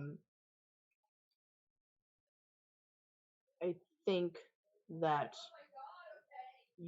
your relationship with the chain is beneficial to you both. But it appears that to me, over the table question, is it okay for me to make the inference that all of us are conduits? Or is it okay for someone to make the inference that we're all conduits for these creatures then? I think the safer assumption for someone to make is that people have the potential to be a conduit, but you have sort of this innate thing that that people call a conduit, which makes you more susceptible to this. It's not uncommon for artists and storytellers and the like, but there's something in the creative spirit that makes one more able to do this. Anyone can make a pact or a deal of some sort, Yeah. but but that's very different than being able to communicate effectively with their patron. You are offering you bring communication. You're closer to a line between things than you are someone who necessarily would take up a deal, right? Yeah, that makes sense. I also have a question.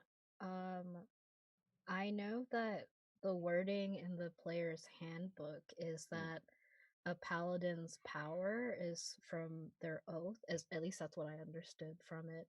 But what is the Kava understanding of where our first of all our blood and second of all our power is? That, do we assume that is divine or otherwise? The Kava would assume that it's divine. Yes. Okay. But for both? Yes. Okay.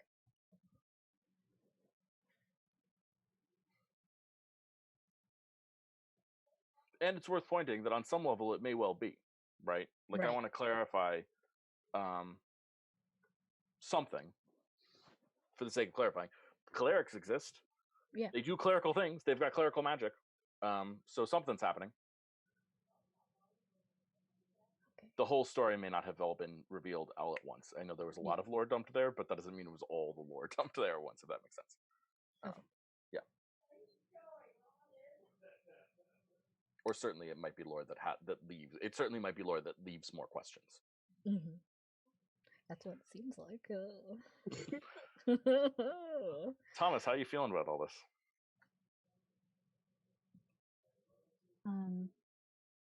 If he's being quiet, it's because he doesn't really want to risk speaking without a plan per se, because he doesn't want to infer, he doesn't want to offend Samhain, but he also feels strongly that he's not been given the entire story, and he feels strongly that extra dimensional creatures can say whatever they please. And he knows that he probably has a lot of meditating to do on this.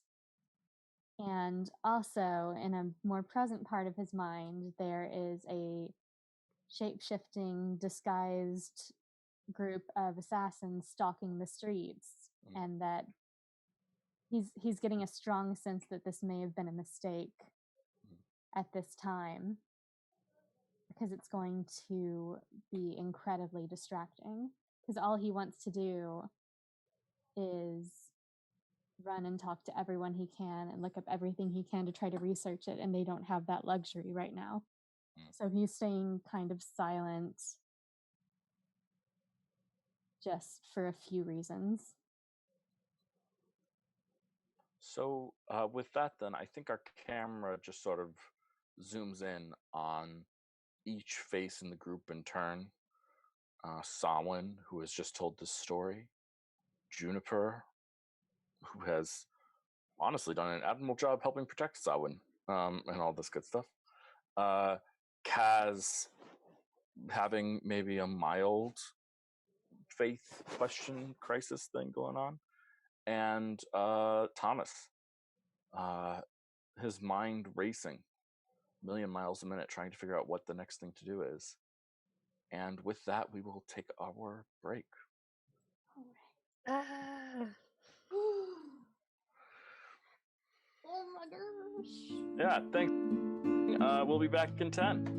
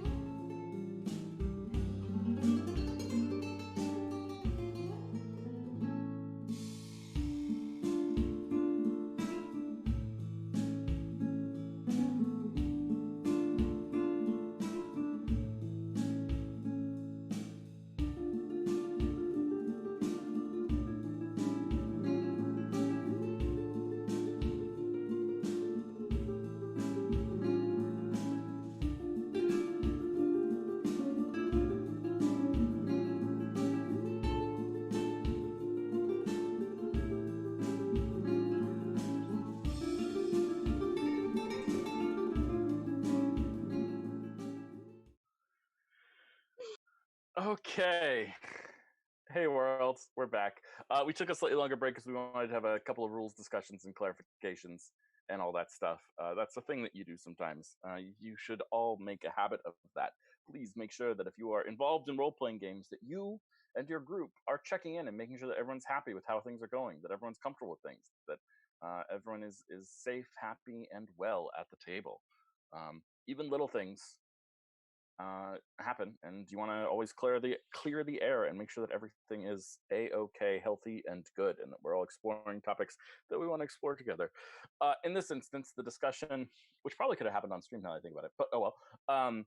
The discussion was pertaining to the use of Gaze of Two Minds, and the ruling that we've made is that Gaze of Two Minds would absolutely work.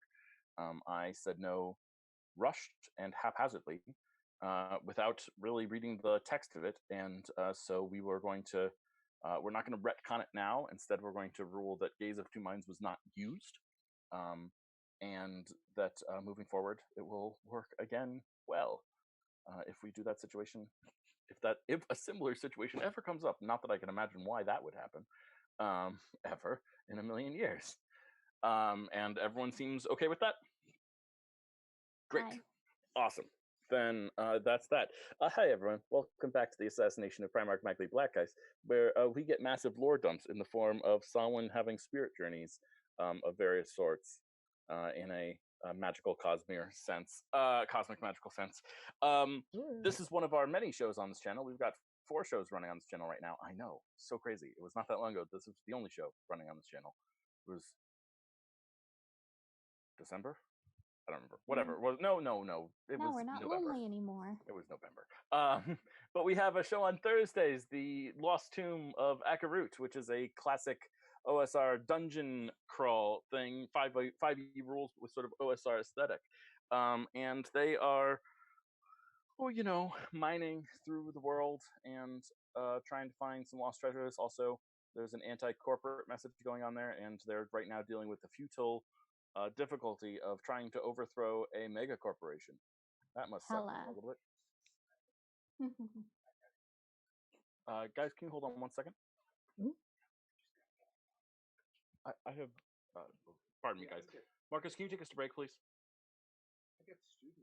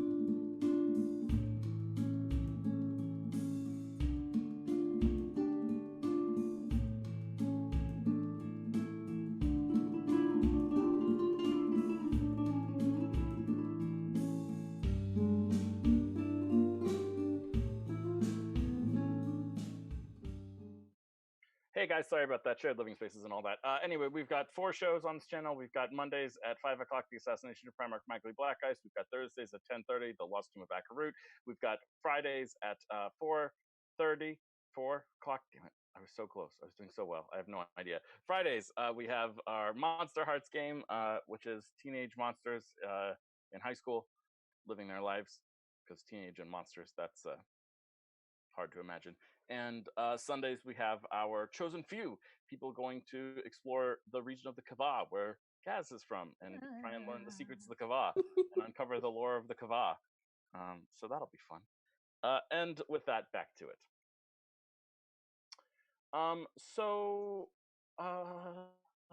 Yeah, everyone's had a little bit of a time to process all this stuff. Let's see, what should we do next? What seems like an appropriate scene to have? Do we want to still be in the Soulwood Tavern, or do people want to move to other set locations and see other parts of the world and do other things? Let's move forward, I think, then, if no one has a strong opinion. As much as I'd like to go meet Mela with everyone, if we're keeping it to a smaller group, Thomas is probably going to hightail it back to the temple. Okay. Is the plan to meet Mela next, or is the plan to meet Mela this evening? It's still whenever she's available, because I would know her schedule. You absolutely know her schedule. When is she available? Oh my. I don't want to just fudge it. This is play pretend. Yeah. No, but let's think practically. Most likely she would be available in the afternoon. So, if Kaz wants to hang out with Juno, she totally can. Juno is totally fine with being like, hey, do you want to just like have tea in a nice house for a while? And I think Kaz would just ask when and where to meet. Okay. Okay, then let's everybody emotionally. Yeah. So it'd be like afternoon, I suppose. Okay. Sounds good. Okay. So let's check in with Kaz. Kaz, what are you doing? Oh boy. Well, after that, got a lot of questions. A lot of questions about herself, about her powers. So she's been dutifully avoiding her brother as much as possible, but I think she's going to take this opportunity to go meet with him. Okay. Let's do that. Where did you meet him? So, seeing as he's only been in the temple, she's just gonna go try and find him in his room. Okay. Yeah, then that's where he is. I'm quite comfortable with that. Okay. Not gonna just enter, gonna knock on the door, even if it's open. Yeah. The door is not open. And so you hear Hadar's voice. What? Who is it? It's Kazan. Do you have a moment to speak? Enter. Okay. Turns the door and enters. Gently keeps to the door frame. Yeah, there's nothing in this room to be comfortable in, because everything is sort of held in place. It's a very we would think of it as a very Spartan existence, right? It's just there's barely anything there. There's a lot cot. like her room. It's exactly like your room in many ways. It's how your people are raised. Yeah. So she's gonna close the door and then just kind of lean against the closed door. What is he doing? What state is he in right now? Yeah, he is half dressed and was clearly doing push-ups before you entered. Okay. So how are you doing? She's clearly stalling. Never ask how he's doing. What do you want, Kaz? I don't want anything in particular. I just wanted to talk. I come in peace. He just looks at you.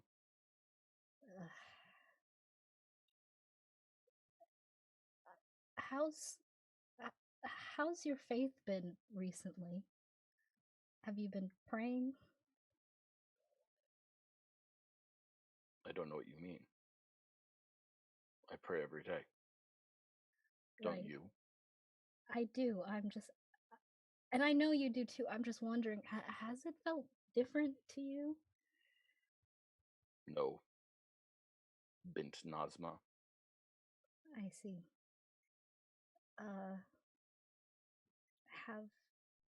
Have you ever been spoken to?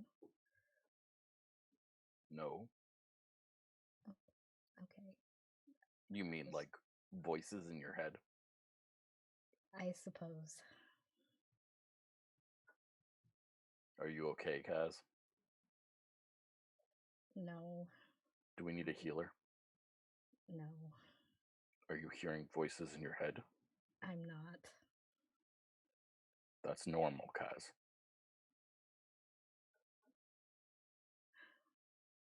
I just don't know. We don't talk about it a lot. It's understood that we're different from humans in True. certain ways, but I just don't understand it.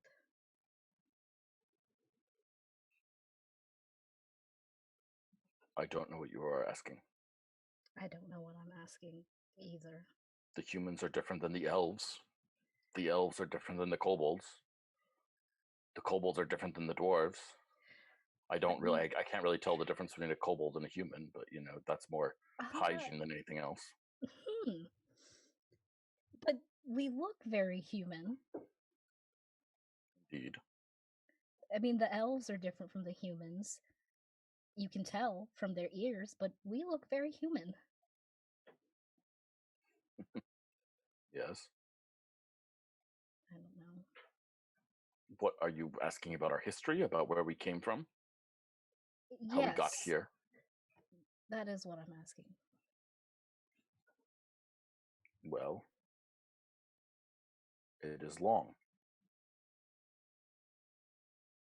And it is complicated. And it involves many things. But the principles that you were taught hold true. We are here to protect them. I understand. It's just, I had an experience. It's been a while. It's been a month. But it's something I've never felt before. I felt like I was totally not in control of my power at all, and it was blinding.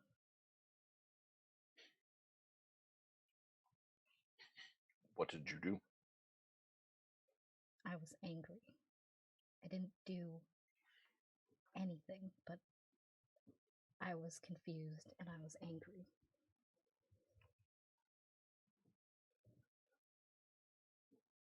You were confused and you were angry. And this constitutes an experience to you somehow. There's something you're not telling me. What I mean to say is there was this light, and it manifested out of my eyes, out of my mouth, and it burned. The radiance. Is that what we call it? Yes. Has this happened to you?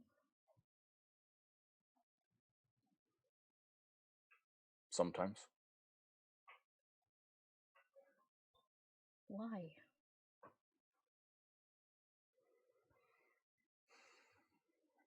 And he like rubs his forehead. Do you want to sit down for a second? All I have is the cot.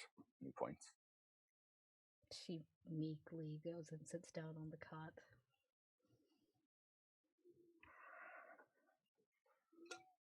He sits down next to you.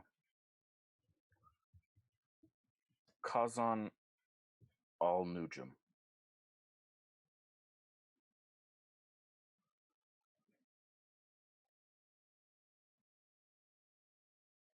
You are asking questions, some of which I know the answer to and cannot tell you because it is forbidden. Some of which I don't know the answer to. But I promise you, you would feel better about all of this if you were to come on in from the cold. It has to be so cold out there. I bet on some level the radiance when you felt it was warming. But it was too much. Well,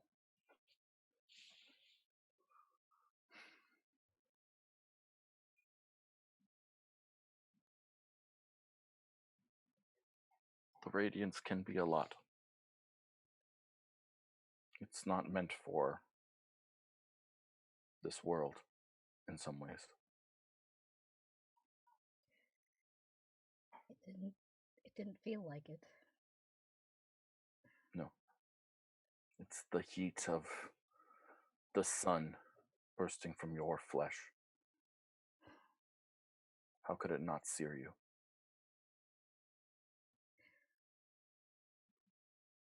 How do I control something like that? Well, the first step is wanting to. Do you want to? I do. I do, because it was beyond anything I could possibly grasp. I couldn't. I do want to control it. So he sits down next to you and just puts a soft hand on your back and just sort of rubs it there lightly.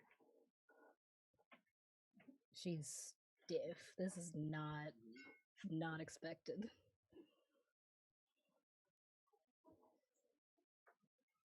And he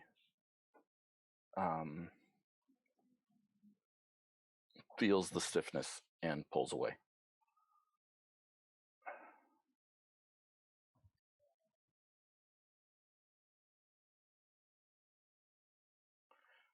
I have to seek guidance before I know what I can tell you.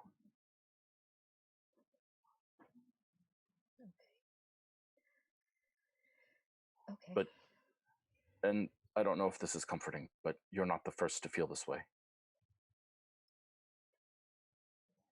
It is comforting in a way, I guess. And if you follow in the path of your father, I can guarantee that it will not burn so hard. Can you promise that? If you follow the way.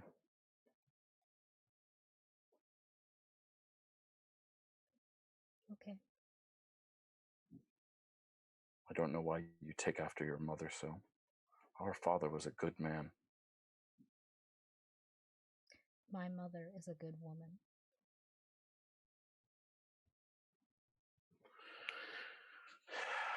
Well, I guess it says something nice that you believe that. And he stands up and walks to the other side of the room. Do you want some tea? I would. He pours this concoction. It's a cold brew tea, but one that you're familiar with. He just walks over and sort of hands it to you. Takes it and just kind of begins sipping. How are things going with Lady Uria? They're going well. She's given me quite a position. Yes, she has. I hope my performance is more pleasing now. So far. And it speaks volumes that you would come here for advice.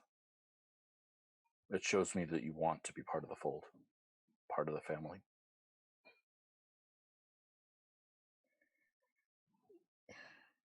Honestly, it did kind of surprise me that I thought to come here. But I feel like sometimes I forget. After a month. Yes, after a month, but you know, if you don't remember, our last encounter wasn't very pleasant. None of our encounters have been that pleasant. Well, I guess not. I do have to hand it to you. This is the most you've ever felt like a brother. Whatever.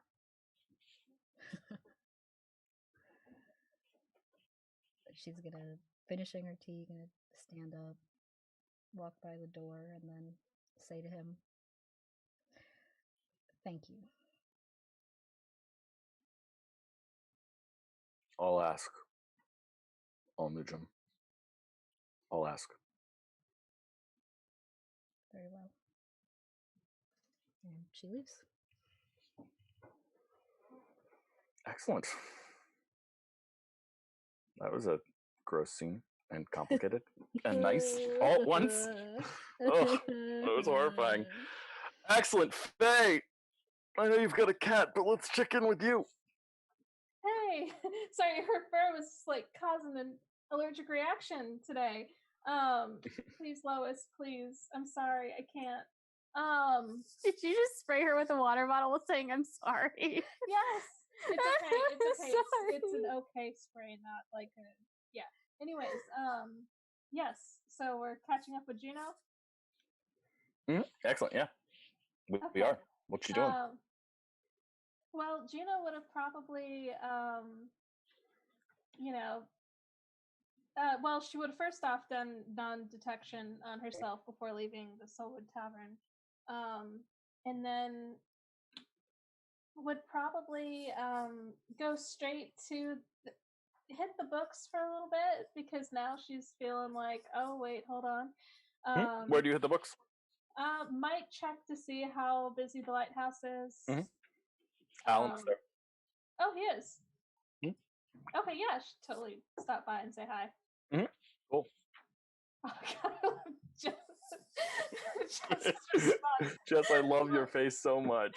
It is so expressive. That look said so much. Yeah, but she would, you know, very brief stop because obviously gonna have the mellow stepwise conversation after this, but stop by very briefly and be like, seat taken, and sit down and plop the book Of course, down. be my guest. And how are you doing? Fine, Juniper. Oh, you know, and her fur is still, I'd say it's still pretty fluffed. Like she's looking to stay fluffed right now. And she's gonna go, well, I've been it looks like I may have to do more studying on abjuration than I thought. Well, I'm happy to help as best I can. It seems, pardon me for intruding, but it seems as if something may have happened. A little bit, yeah. And oh man, she's gonna think about how much she should tell this guy.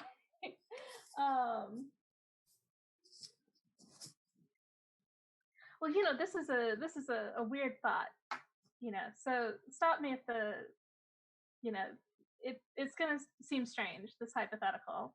Weirdness has never bothered me before, my dear friend.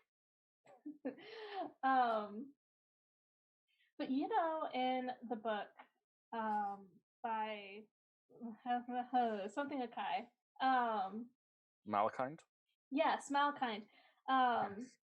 Yeah, well, The book which has not been, well, all of our studying, at least a fair bit of it, yes? Yeah, well, you know, there's that one bit about binding rituals. Of course. Right, and how it was kind of assumed that maybe it isn't possible. I was thinking, you know, what if it isn't impossible?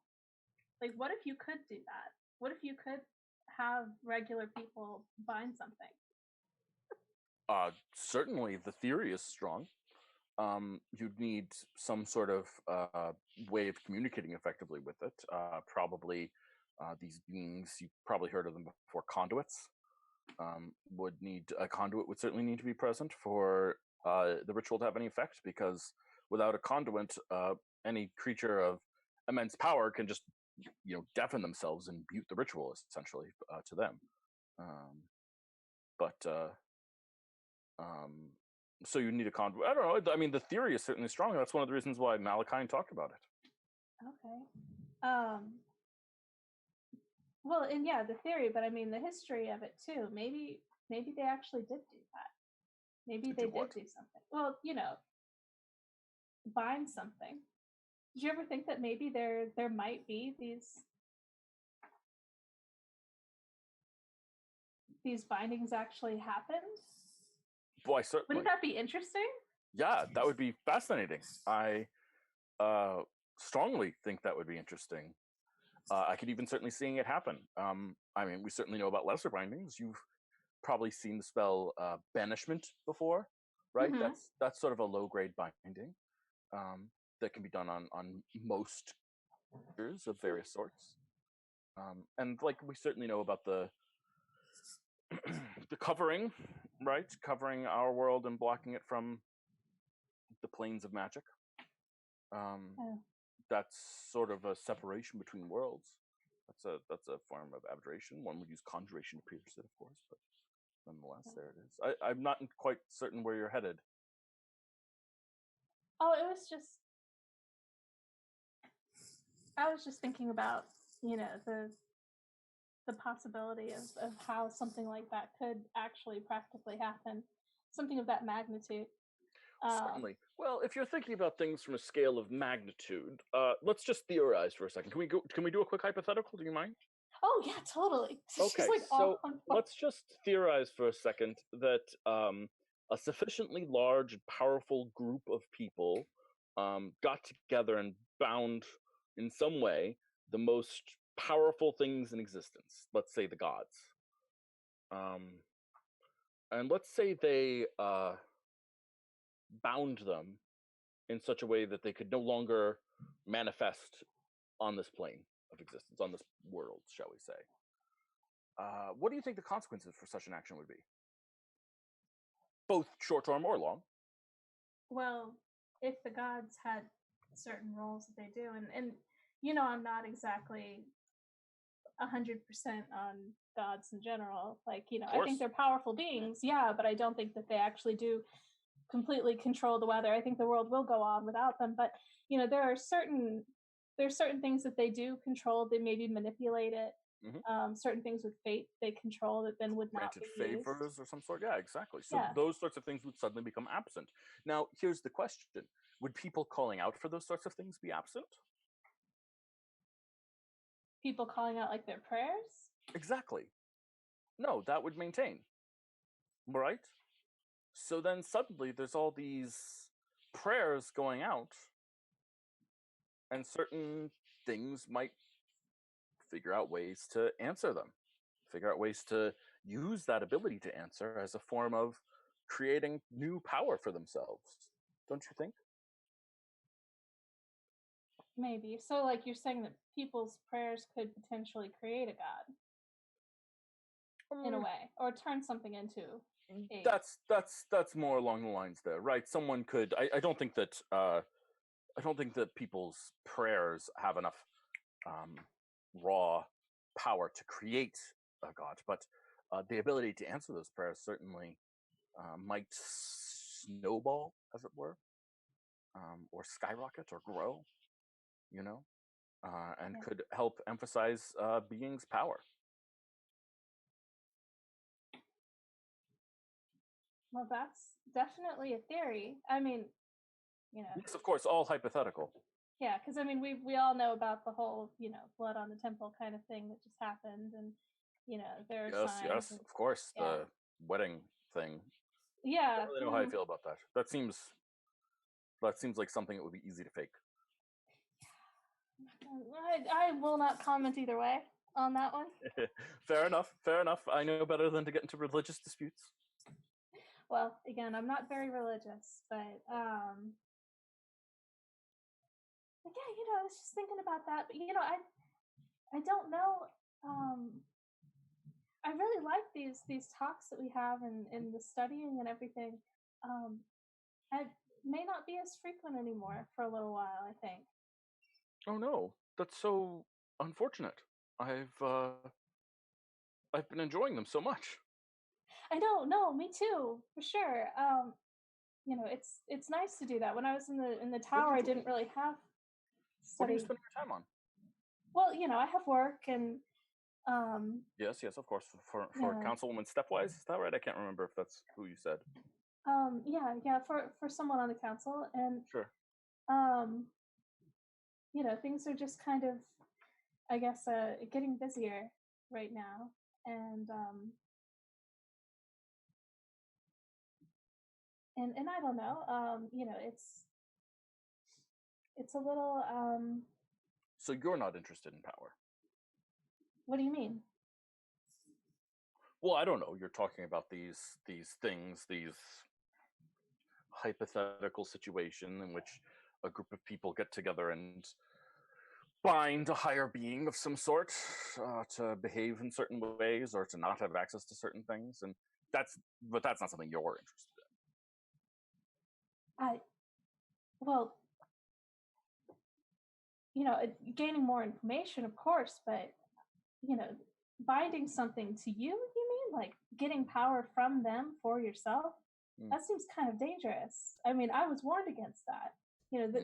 This is part of the reason why, my teacher who suggested this book suggested I not read it. Yes. Well, Malachi Because certainly pushed beyond on that front, right? It's not in this book, but in some of his, well, they're unpublished, but there's what? copies written around of his notes later on. No, I didn't know about that. Yes, he was deeply interested. He became obsessed with these things. Shortly after writing this book, he sought out power, sought out access for himself, sought out ways to grow. And So how badly did he die? who said he died? Well, these things are ancient. These books are No one knows how he died. He disappeared. Sorry, pardon my joke. That was a little something you do to the new students. Try and freak them out. Malachi's ghost is after you. Well, ha ha. But no, well, it's like trying to control the tides. It'll destroy you if you try to control the entire ocean. If you take power from another being that you don't fully understand, then it could end up backfiring or consuming you. That's dangerous. It could absolutely subsume you. Most people who would try and do something like that would find a large boulder to store some of the power in, but even the boulder cannot hold that much. Yes? Yeah, it would crumble. So you'd need some very sturdy support system to hold that much power. What are you talking about? Some sort of device, some sort of magical item, some sort of power source that would be specifically designed to contain the power so that it doesn't overwhelm you. And this is something that Malachi talked about? No, it's my own theory. Have you been working on something like this? She's gonna lower her voice. Oh, Juniper. No, not for myself. No. Have you? Or no, for anyone else. Okay. Sorry, bad choice. Me for a second. No, of course not. I just the theory is interesting, right? Potentially, but I'd like to get my power for myself. I'm always looking to get stronger, and it's frustrating sometimes because we've talked about it before. When you're people don't necessarily underestimate me so much as they don't estimate me in the first place. And I went into this wanting to be a wizard like my teacher, and I in the beginning I wanted to surpass her, but I wanted to do it on my own merit. And this that would feel like cheating. Of course. Yeah, I strongly agree. I didn't get into this for the same reasons that you did, but now that I'm here, my interest is in, protecting my friends, finding ways of taking care of people, keeping them safe from whatever bookies are out there. Yeah, that's something I've been thinking about lately too.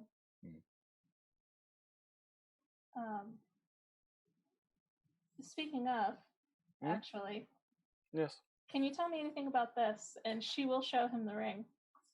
The ring that you're wearing? Yes. Yeah. So he takes a look at it and he says, with your permission, if you'll place it on the table before me, I'll identify it. It's clearly magical. Well, I know a little bit about it already. But all right, yeah. So he just patiently, this will take about 10 minutes, he says, draws a circle. Can you roll a perception check for me? Yes. Wait, why did I roll insight check? Oh no. I was so caught up I forgot to roll an insight check, I swear to God. If you'd like to have rolled an insight check, you can roll an insight check. It's too late. Oh my God. Oh no. Oh, my perception is so bad. Oh, Juno. Yeah. So it's about 10 minutes later. And he looks at you and says, I'm sorry to ask, was this a gift? It doesn't seem like it's your handiwork to make this. And someone made it quite recently. It was made within the last 2 days. Yeah, someone who was a little worried because I work for a person in the public, and there are always some, kind of obsessive people or weird people out there who will, leave strange notes in the letterboxes and stuff, and sometimes that worries people. That's very funny. The person who made this ring must care about you very deeply. This is an incredibly expensive gift. I put the rough estimate at around 20,000. Oh. You should probably hold on to that. Yes, it will mechanically. I mean, I guess it'll help you dodge things that are thrown at you a little bit. But the real secret in it is that someone has cast a divination spell inside of it in such a way that you can use it once a month. What? So how? Like, how would I use a divination? Divination how? Yeah, well, have you ever attuned to a magical item before? Do you know what this feels like? I don't think I have. So you put it on and you focus on it, and it takes usually a little bit of time, maybe an hour. And as you focus on it, actually, you'll feel this very weird sensation. You'll feel very in touch with your own soul, as it were, and you'll feel your soul sort of tie like a knot around the item. And you can always sever the knot. It's not like a permanent thing or anything like that, unless the ring is cursed. But it's not cursed. I just checked. You tie it around this thing, and then you'll be able to feel the ring inside of you, and you should be able to just channel your energy through it. But this has a spell cast within it that you would be able to cast. Oh, wow. Can I insight check? Yeah, roll an insight check. 16? Mm-hmm. Yeah, I mean, he's certainly telling you the truth about the ring, as far as you can tell. And about him not cursing it? As far as you know, he didn't curse it. Okay. If you'd like to roll a perception check. I think, but I mean, I rolled it before when he was doing This is a new situation has come up. Okay. 13. Okay. Good to know. Yeah. So I think you notice that he never touches the ring, right? It's your ring, and he doesn't touch it. Okay. It's probably a sign of matters. And to curse it, you would probably need to touch it. Okay. Well, thank you. I will have to send them flowers, I guess. And she's gonna pull it back a little bit and go, so this isn't the kind of thing that you usually make for people? Actually, I admit that the work is similar to certain things that I do involve myself in, though typically I'm not one for jewelry making. I don't have the skills But I'm quite a fine tailor, actually. Oh, hey, yeah, me too. Oh, really? Oh, that's so nice. Another thing we have in common. Yeah, interesting. Well, yeah, I thought maybe this might have been your handiwork. No, most certainly not. Well, thank you again. I do hope to see you again. I think I just might be a little bit busy, for a little while. I sincerely hope that's not the case. But if you ever need to get in touch with me, the proprietor of this establishment, I think you've met him. Yes. He can always get in touch with me. Okay. Yeah. Well, thank you for that. And I'm gonna look at the time. I'm gonna assume it's getting close to when I need to meet up with Kaz. And well, I better get going. Thank you again for everything. Next time we'll really get talking. And he stands as you leave the table, and bows. A pleasure as always, Juniper. She does a little bow, and because pleasure's all mine. And she's still fluffed. She's still very fluffy. Yeah. And runs on over to Stepwise's place. Excellent. I love hypothetical conversations. Sawin, how you doing? What do you want to do? Is there mail for Sawin? There is mail for Sawin. Oh my god, who would have guessed? Let's give Sawin some mail. Here's the mail. It never fails. It makes me want to wag my tail. I'm kidding. I won't. I'll stop. Okay. All right. We're gonna see if Marcus makes me cry with this. All right. You may be the only person I trust to not immediately condemn me for saying this, but I don't have all that much faith in Yemis.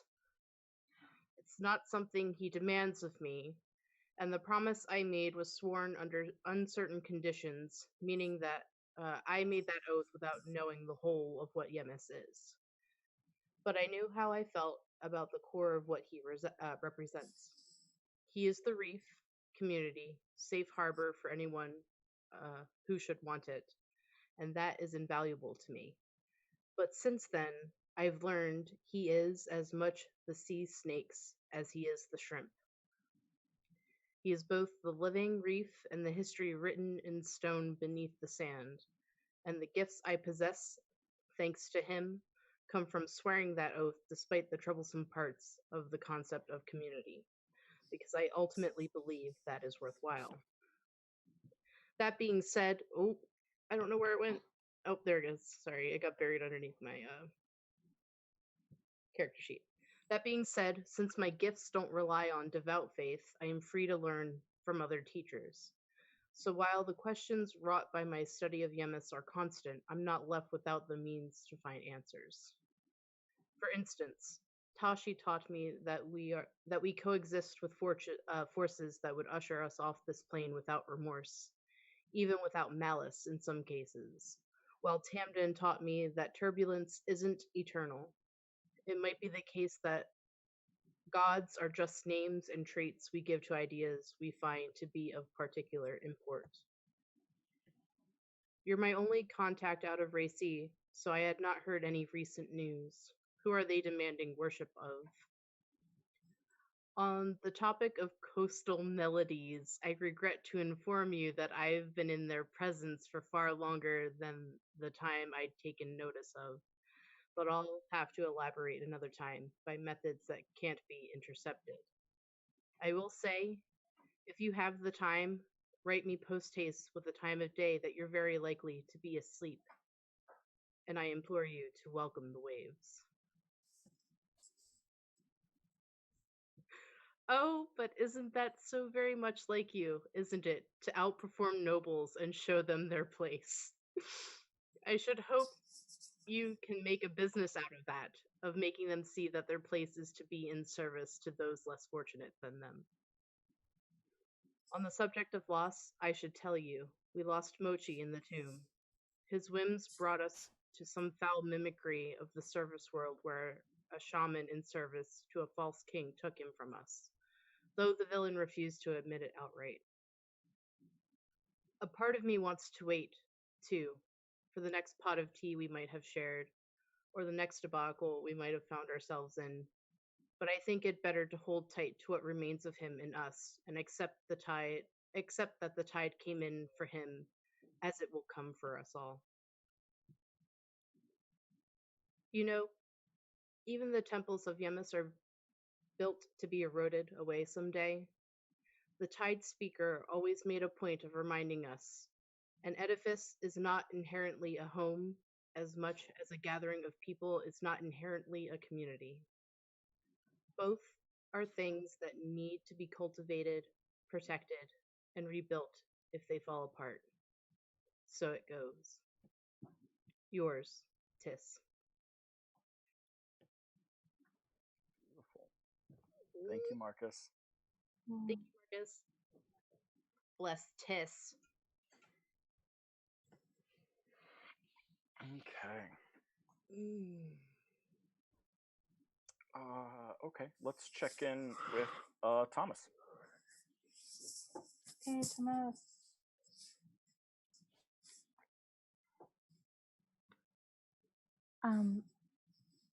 Well, as I said, he's heading back to the temple. Does Mercury know how to find him? Yes, always. Never? Okay. Yep. Oh, always. Oh, that's not good. Or maybe it's very good. Yeah, R.I.P. Mochi. We love Mochi. We love you, Mochi. We're Wherever sorry you you're dead.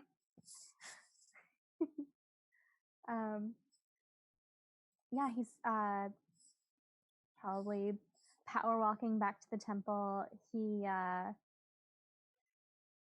once he gets there and makes contact with people, he's going to try to excuse himself as quickly as possible. I imagine that just walking through the temple feels kind of surreal at the moment, but honestly, given the relationship of the gods to this universe and the way that they're, I mean, we went into the world of this game knowing that that our gods weren't as engaged as with some other worlds, some other fantasy worlds that have been portrayed. I feel like there's a lot of sentiment that, oh, the gods are gone, the gods are dead, the gods don't exist. So, I mean, surely this is not the first time he's heard something like this before. So there's a little bit of skepticism that he's kind of clinging to try to stay focused right now. And he's trying not to kind of let the surreality of what just happened overwhelm. We even have societies in this world that are atheists, traditionally, or have an animist belief. Yeah, absolutely. So you get to the temple, and you busy yourself with temple duties, which we're not going to narrate, when you hear a wry and sarcastic voice of your jeweler friend. I have her name. It's here. Varese, thank you. And she says, "Gods, Thomas, I can't believe they brought you back here." Well, they felt sorry for me, always hanging around on the steps begging for a scrap. So they just invited me in, and next thing you know, here we are. That's what I thought about your damn dragon. Just knocking at the window, kept on looking at me. I thought he was some mutated pigeon for a while. And then I saw the note. We don't not know that, but how you holding up? Oh, as expected. There's always something to do. Always,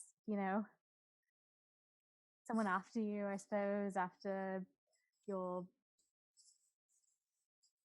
Oh, I don't know. Come on, step into my office. Yeah. So she follows you into your office.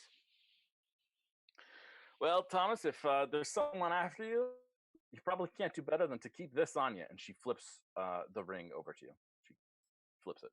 I hope it wasn't any trouble. No trouble at all.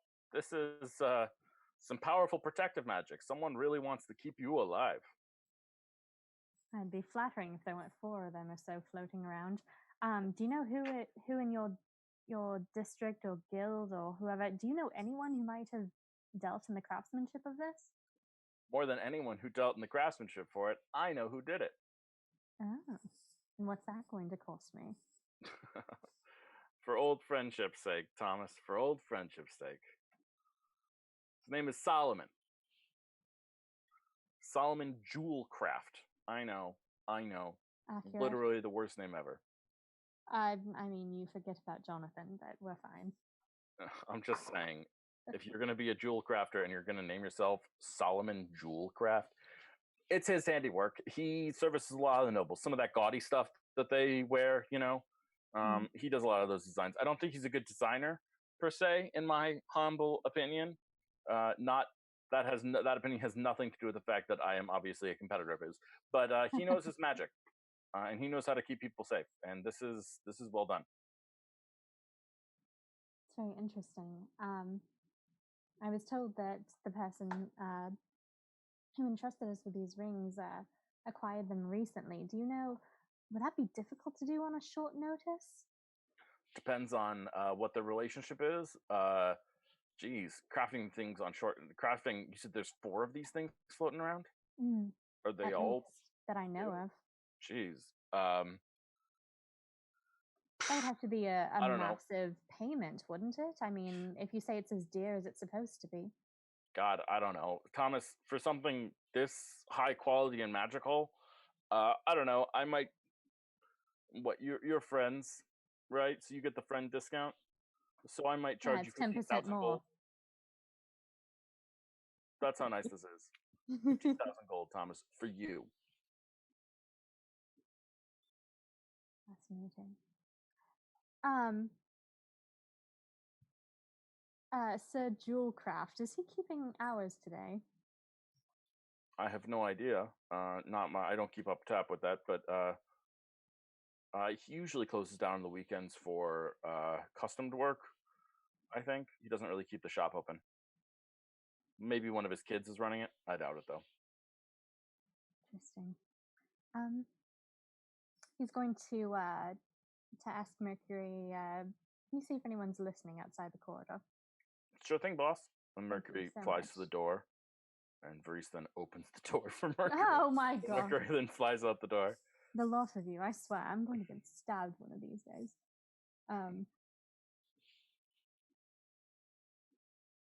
Well, how's everything else going? How's the shop? Oh, you all weren't caught up in any of the madness from the festival, were you? No, I stayed in. My daughter sprained her wrist, but she's okay. She was selling pasties of some sort. They were really good. Damn, were they good. But she was selling them down at the festival, and there was like riot seems like too strong a word, but mob is definitely not the right word. I don't know. Something small. But there was enough people. There was enough hubbub that, like, something got knocked over and she sprained her wrist. She's doing okay, though. Oh, I'm so sorry. Glad to hear she's doing well. Oh, thank you. Varese, I appreciate it. Anytime, Thomas. You hear Mercury's voice inside your head. Boss, no one's out here. Well, I mean, I don't know. One of the acolytes is out here. He's looking like he wants to talk to you, but he's like standing really far back, and I think he's scared of me. Boss, can I eat him? No. You sure? Yes. He looks tasty, though. No. Damn it. Okay.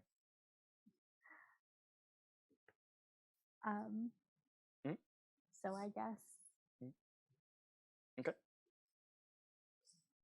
So then Varese leaves. And an acolyte comes in and starts busying you with temple duties. Okay. Shall we check on in with Kaz and Juno as they go check out and chat with Mela?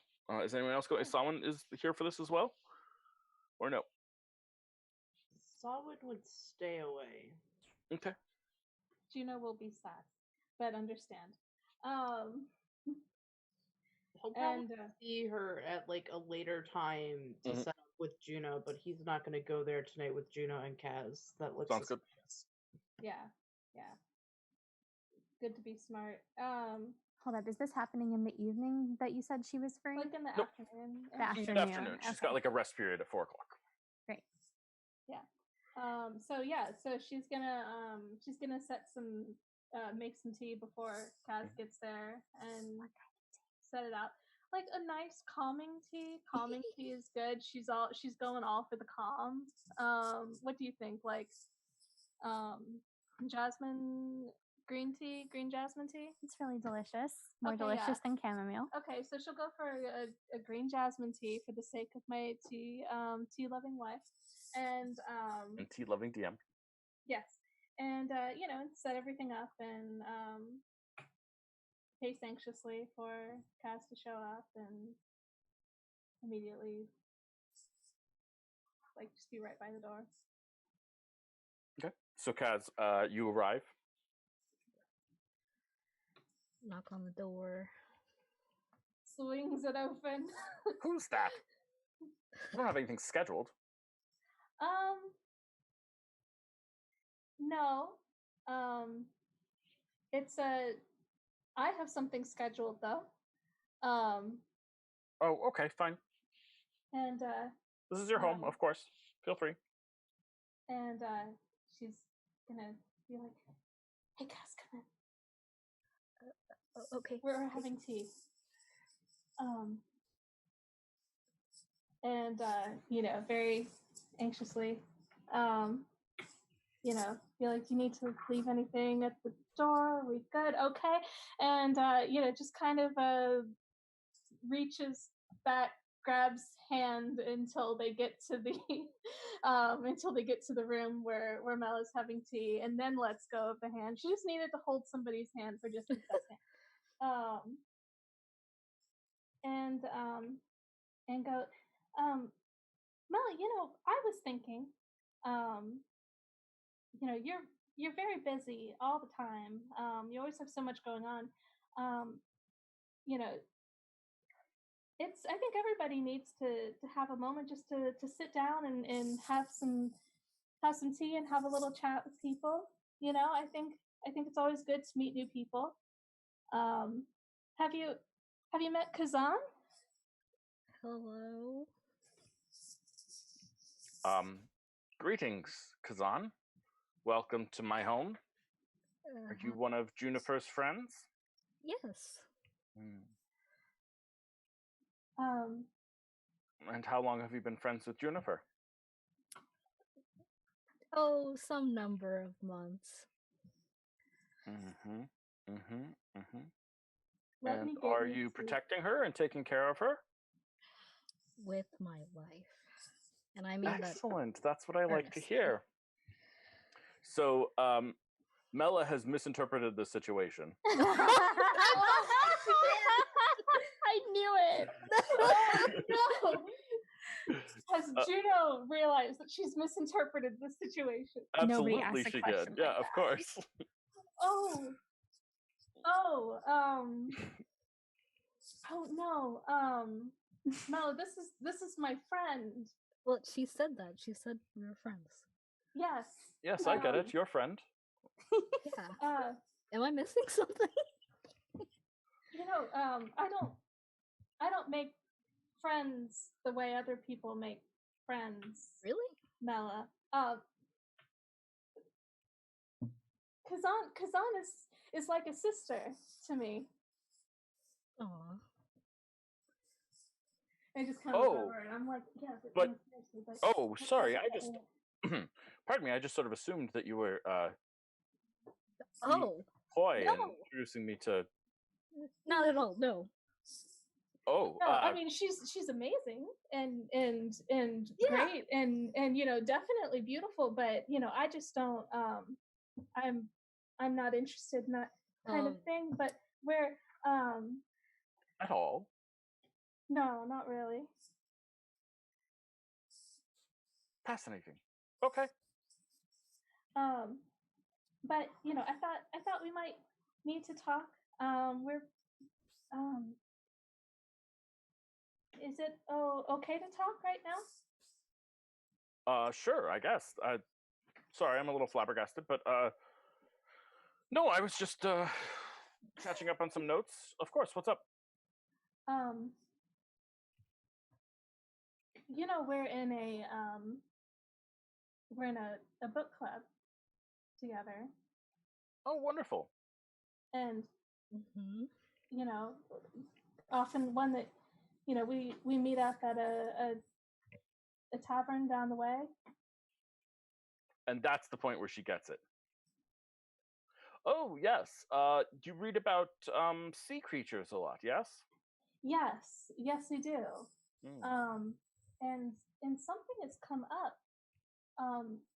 It seems like there are less sea creatures out there these days than there were before. It's almost as though they're becoming extinct. Just waves and waves of them. What Have do you you heard mean? of that? Well, you know that I have a friend who's in a book club that also is reading about these sorts of things. And she hasn't mentioned anything of the sort. Is she particularly interested in things like, you know, sea turtles or mussels or octopi or you know, we've just were talking about octopi the other day, weren't we, Cass? Yeah. Mm-hmm. You were. Yes. She has a affinity for she has a certain affinity for octopi, I believe. Oh shit. You know, I heard that there's one type that it's a blue ringed octopus, and apparently if you get too close to it, it can kill you so quickly that you just 2 steps and you're gone. Interesting, yeah. And she says, oh, "Fuck this!" And can you grab my staff for me? Yes, and I'll run off and grab her staff and bring it back. Yeah. And she holds it and she smacks it into the ground twice. Boom, boom. And you see suddenly this large blue bubble just erupt. And it encompasses all of you. And she says, oh, fuck that shit. I am so goddamn tired of talking in code all the goddamn time. What the fuck has happened? Oh, thank God. Oh my God. Okay, so yeah. So this is, by the way, sorry, I got it all, but you're part of Kaz's cell? Yes. This is, remember I was telling you about the Kaz is part of your cell? Yeah, is Kaz the conduit? No, we don't. That was all hypothetical. No, it wasn't, Juno. Don't try and pull that on me. I've known you for a long time, my dear. Don't worry about it too much. You're not the conduit. This is a safety matter only. If you're the conduit, then I need to do more to protect us. I am not. Great. Conduit. Fine. Whatever. What happened, Juno? Okay. So she's going to recap what happened with Quick Eyes and what he was saying and how he hasn't been in contact with anyone and people are dying, and something about an Ashen One. The Ashen One is killing everyone, and there are groups of people who are following Quick Eyes everywhere and changing their appearances so that they can stay on top of it. It seems organized, and people are dropping like flies, apparently. The Ashen One. That couldn't be it.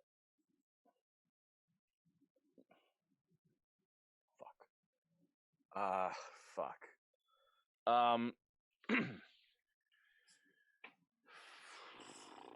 By Tamden's hairy balls. I don't think he has any. No, I don't think so either. Fuck. The Ashen One. So Primarch Magli Blackice has just installed a new Minister of Security, who is a tiefling with relations to the royal line of Tawan. I was happy to approve the request because it's the first time he's put forth someone for a post who wasn't a fucking lizard folk or a fucking human. Oh, sorry, no.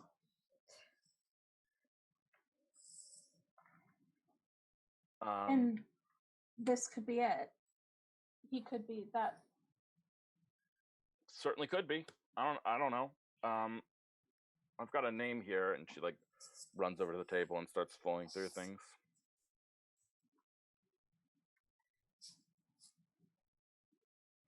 And she pulls up and it's like, Porin Blackblood is his name. Oh, jeez. Okay. Fuck. So you think that this might? Sorry. So what's the? So how? So oh my god. How do I not know about this? Why hasn't Evangeline told me? What's going on? Evangelion. Well, someone is not telling you anything, and someone down the line has not been passing any information on to you, and it seems like Quick Eyes in particular doesn't have any communication, according to him, to the person in charge, is what he was saying.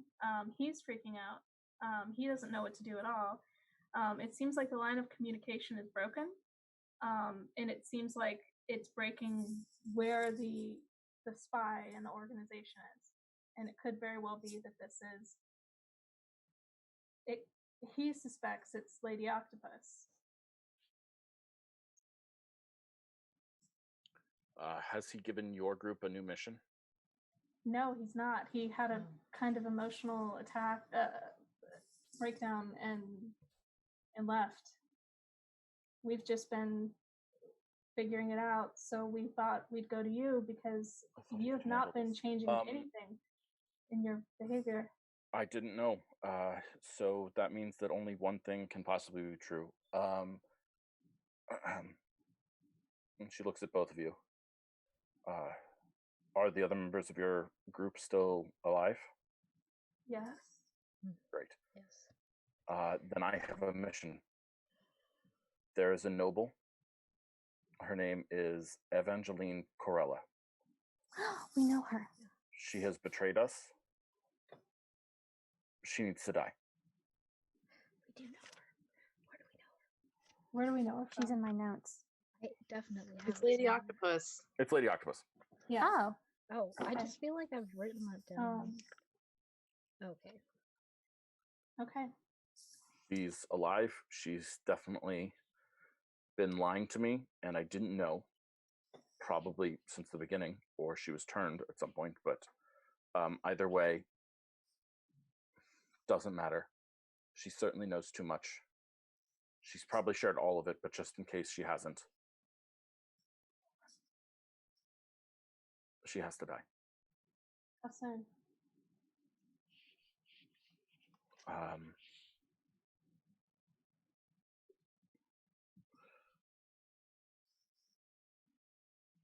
Do you need this done today? I don't know. Let's assume that. I mean, if the Ashen one's doing the work, then I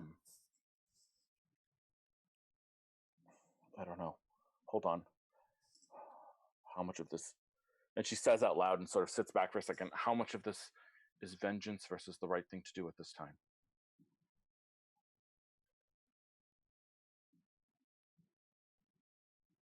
I think that she can wait. Possibly.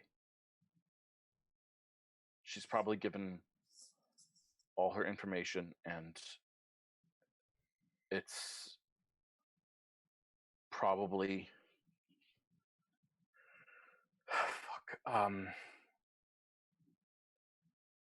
probably better not to let them know that I know that she's a traitor.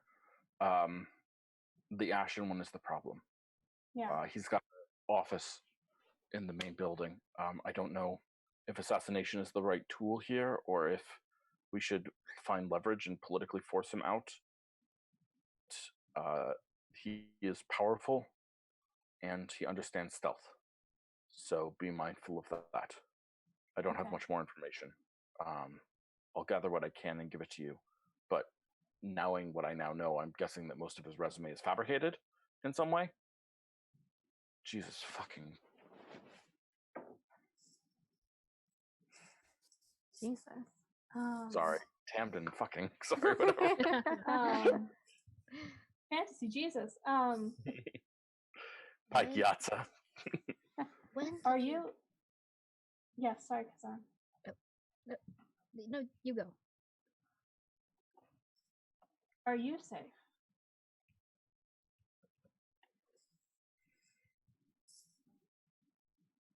It would take a lot of power to take out me. Especially since the party. I've been purifying everything I eat and drink, and I still have enough popular support that removing me would be, I think, difficult. And I'm such an outward critic of the Primarch that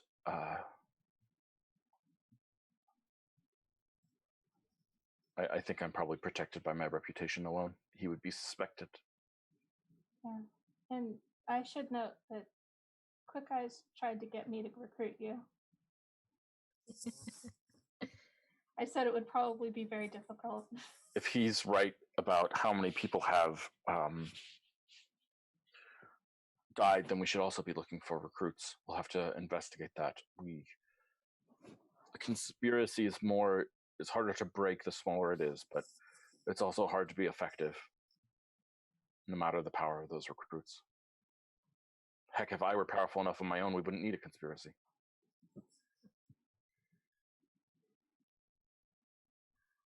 When did you last, if I may ask, speak to Evangeline? Last night. Last night. I don't think... We were arranging another meeting in person. She cast a spell to communicate with me. I don't think we should kill her, but I do think we could use her. If she's still passing information along, that is. A good plan. You were well chosen. I like this plan. So we could give her the wrong information? Yes. We're meeting Thursday night. You know how you have on my calendar there, meeting with a lady of a noble house, and I wouldn't tell you who it was? Yeah. I'm meeting Lady Evangeline Corella. Oh. Okay. At the Soulwood Tavern to discuss these things. I'll think about what wrong information it would be good to pass on. 4 days from now. Okay. Yes. Yeah, it's going to be hard to undo some of the stuff. Okay. Fuck. It's clear that we're not going to be able to strike at the Ashen One as we are now, if he's able to take out whole cells. And if he's in a position of power. Yeah, Minister of Security. Mostly oh my god. You know what that means he's in charge of? The Watch? Every member of the Council security detail. Oh no.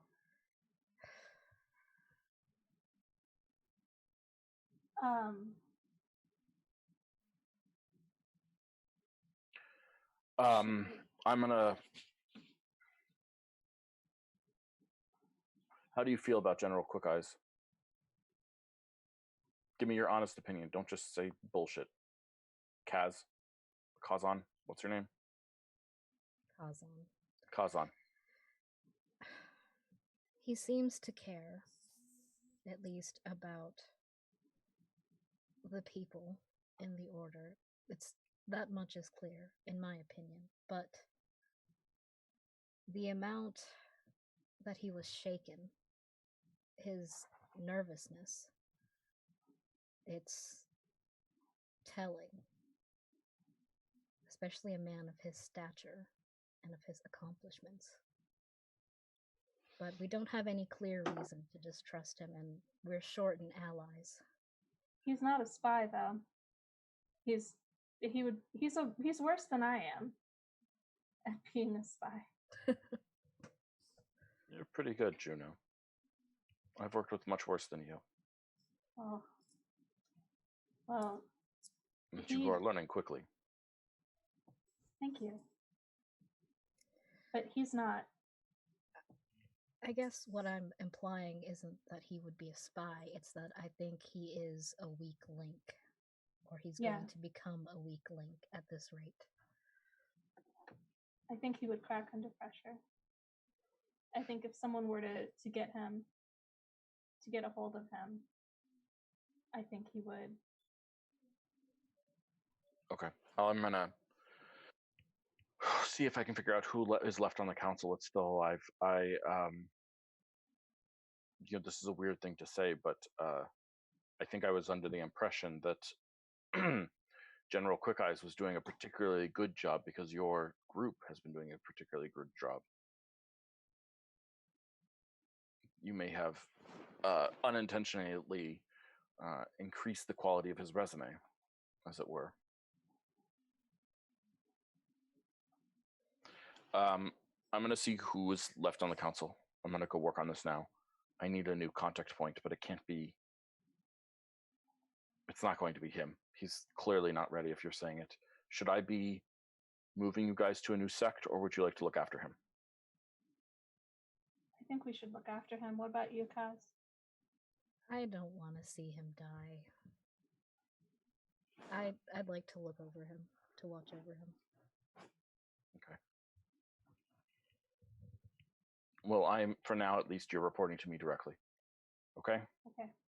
Understood. And then she works out a series of passphrases with you, Juniper, that are mundane things. In fact, what she does is she works out when she asks for a specific type of tea, or you offer a specific type of tea, she'll set up the anti-magic sphere that prevents perception from anyone. Okay. That will allow you guys to communicate about spy stuff. Okay. Okay? All right. Okay. And I think on that dire and scary note, we will end our episode, if that's okay. Does anyone have a short scene that they want to do? Or Me, please. Owen, let's do it. Because if I don't do the scene, then I'm not getting my points this Let's evening. do it. Let's do it. Let's do it. Yeah. I would like to have a study scene this afternoon in the library. Okay. I'd like to be looking up architecture and dangerous plants and animals that are found in Isaim. And what is your point here? So Sawin has been attempting to draw a castle, if you will, where he wants to put up sort of like a mental barrier for the next time someone tries to come into his mind and get information out of him, and he wants to make it as confusing as possible to get to. So I have been devising this castle, and it's based on his tarot deck, and each room is based on one of the 72 cards of the tarot deck. Oh, I love it. Insanely cool. But I guess what I need to figure out with his study session is I guess how much of trapdoors or like hidden passages and stuff like that I can incorporate into this castle. Like making plans and stuff, and like it's gonna look like total nonsense to anyone. Yeah, of course. Yeah. It's also worth pointing out that so as you are studying this stuff, so you're studying very practical defenses, which are great. And like you are doing really well with this. I do think I need a roll here to see how well this goes. Yeah. Maybe a couple rolls actually. Let's do a history roll first of all. This would be for defensive architectural design. So what have been the best defensive designs in history? Okay. Yeah. Okay. So you find like a lot of books on like generic good castle design, basic design principles of defense, how to have walls, what moats are used for, that sort of thing, right? And it's very helpful. It helps you a lot. And let's do a nature roll. Nature roll. Ooh, a 4. Yeah, I think that you're a little tired. And so you're just like you're getting distracted. You find a good book for this, but like it's just you had a big day. A lot happened today. Yeah. And so I think while you're reading it, you nod off a little bit. So you haven't finished that part of your mental castle yet. And now I want you to roll an Arcana check for me. Okay. 8. Yeah. So while you are nodding off, you dream just a little bit, not a lot. But when you wake up from your slumber, you realize that you can what's the word? In a mental castle, right? A mental fortress castle. Some of your traps, some of your designs don't have to make sense. They can function off dream logic, not just real logic. And so you can sort of break the rules of the world. So anyone trying to assail your mind will have to do lots of mental gymnastics in there. So with these rolls, you aren't there yet. I think this will come in 3 stages, right? I think you're still at stage 1, where like you're slowly learning how to do this. When you hit stage 2, a little bit more rolls, I'm just going to give you advantage on saving throws, or enemies disadvantage on attacking you. And when you hit stage 3, functionally, like this, and this will be later on, a little ways later on, assuming you continue pursuing this. Functionally, what happens is any enemy that wants to assail your mind will have to do a dungeon run through your dungeon. That's dope. I love it. I'm sticking with this. Okay. Awesome. Alternate shit to pay for. Awesome. I love it. Okay, and with that, we will call our session over, if that's okay with everyone. Yes. Thank you. Past time. Excellent. Thank you all so much for watching. Let's do points. All right. So did we learn anything about Primarch Magli Blackice or his conspirators this episode? Yes. Yes, we did. We learned lots of stuff. Number 2, did you express your character's class, species, or background in a meaningful way this episode?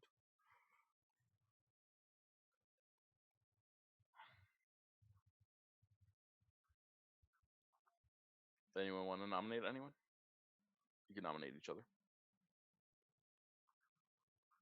Well, I mean, Solon.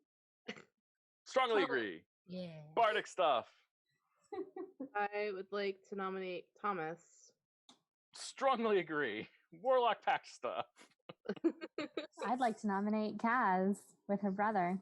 Strongly agree. Brotherly stuff. And I would like to nominate Juniper. And the pact is with sealed. her background, with her connection to Mela Stepwise. Absolutely. Strongly agree.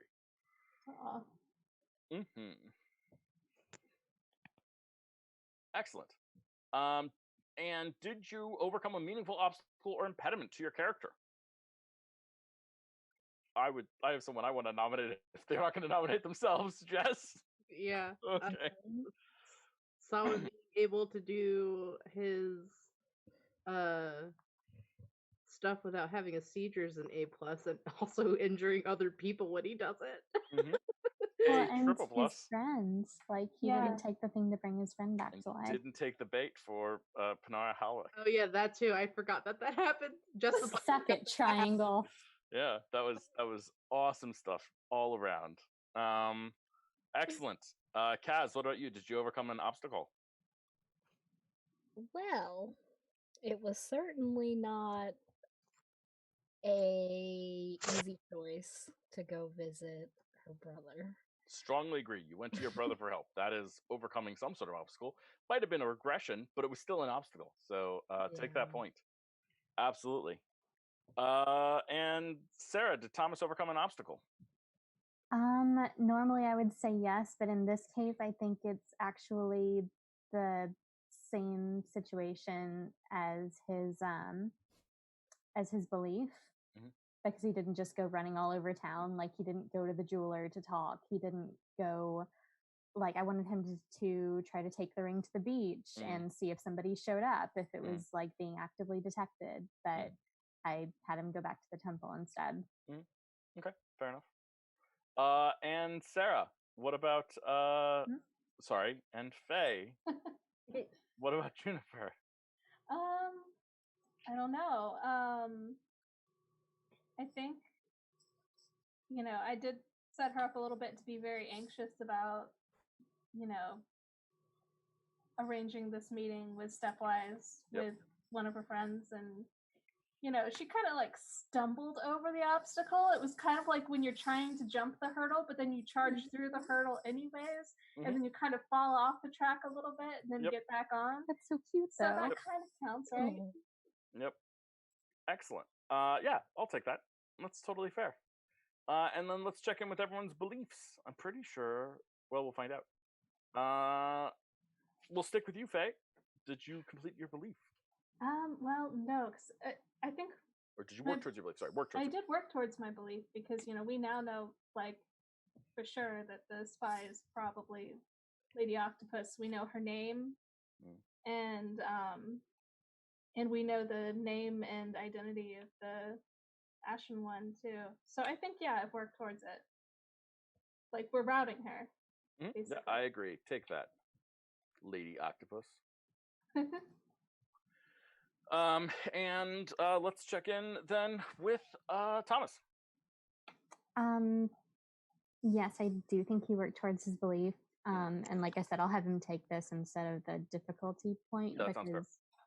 Yeah, I think that's fair. So your solution towards I have too many lives to lead is, but I have a pack of familiars that I can send to do errands for me.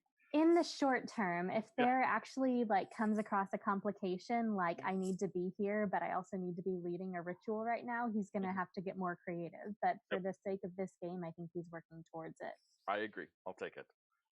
Nia, what about Kazan? Did Kazan complete her belief? Yeah, with learning the name and identity of the Ashen One. Yes, indeed. That is what I would call 100% success rate. And Samhain, played by Jess. Jess, did Samhain accomplish his belief? Working towards it. So I'm taking steps to fortify my mind and protect myself, my family, and my found family. So hell yeah, we got started on that. Quick question. Does that mean everyone accomplished their belief today? Or worked towards a belief today? Yeah. Beliefs actualized. I like it. Always good. You don't know why I'm checking level that. 6 now. You're level 6 now? Woohoo! Awesome.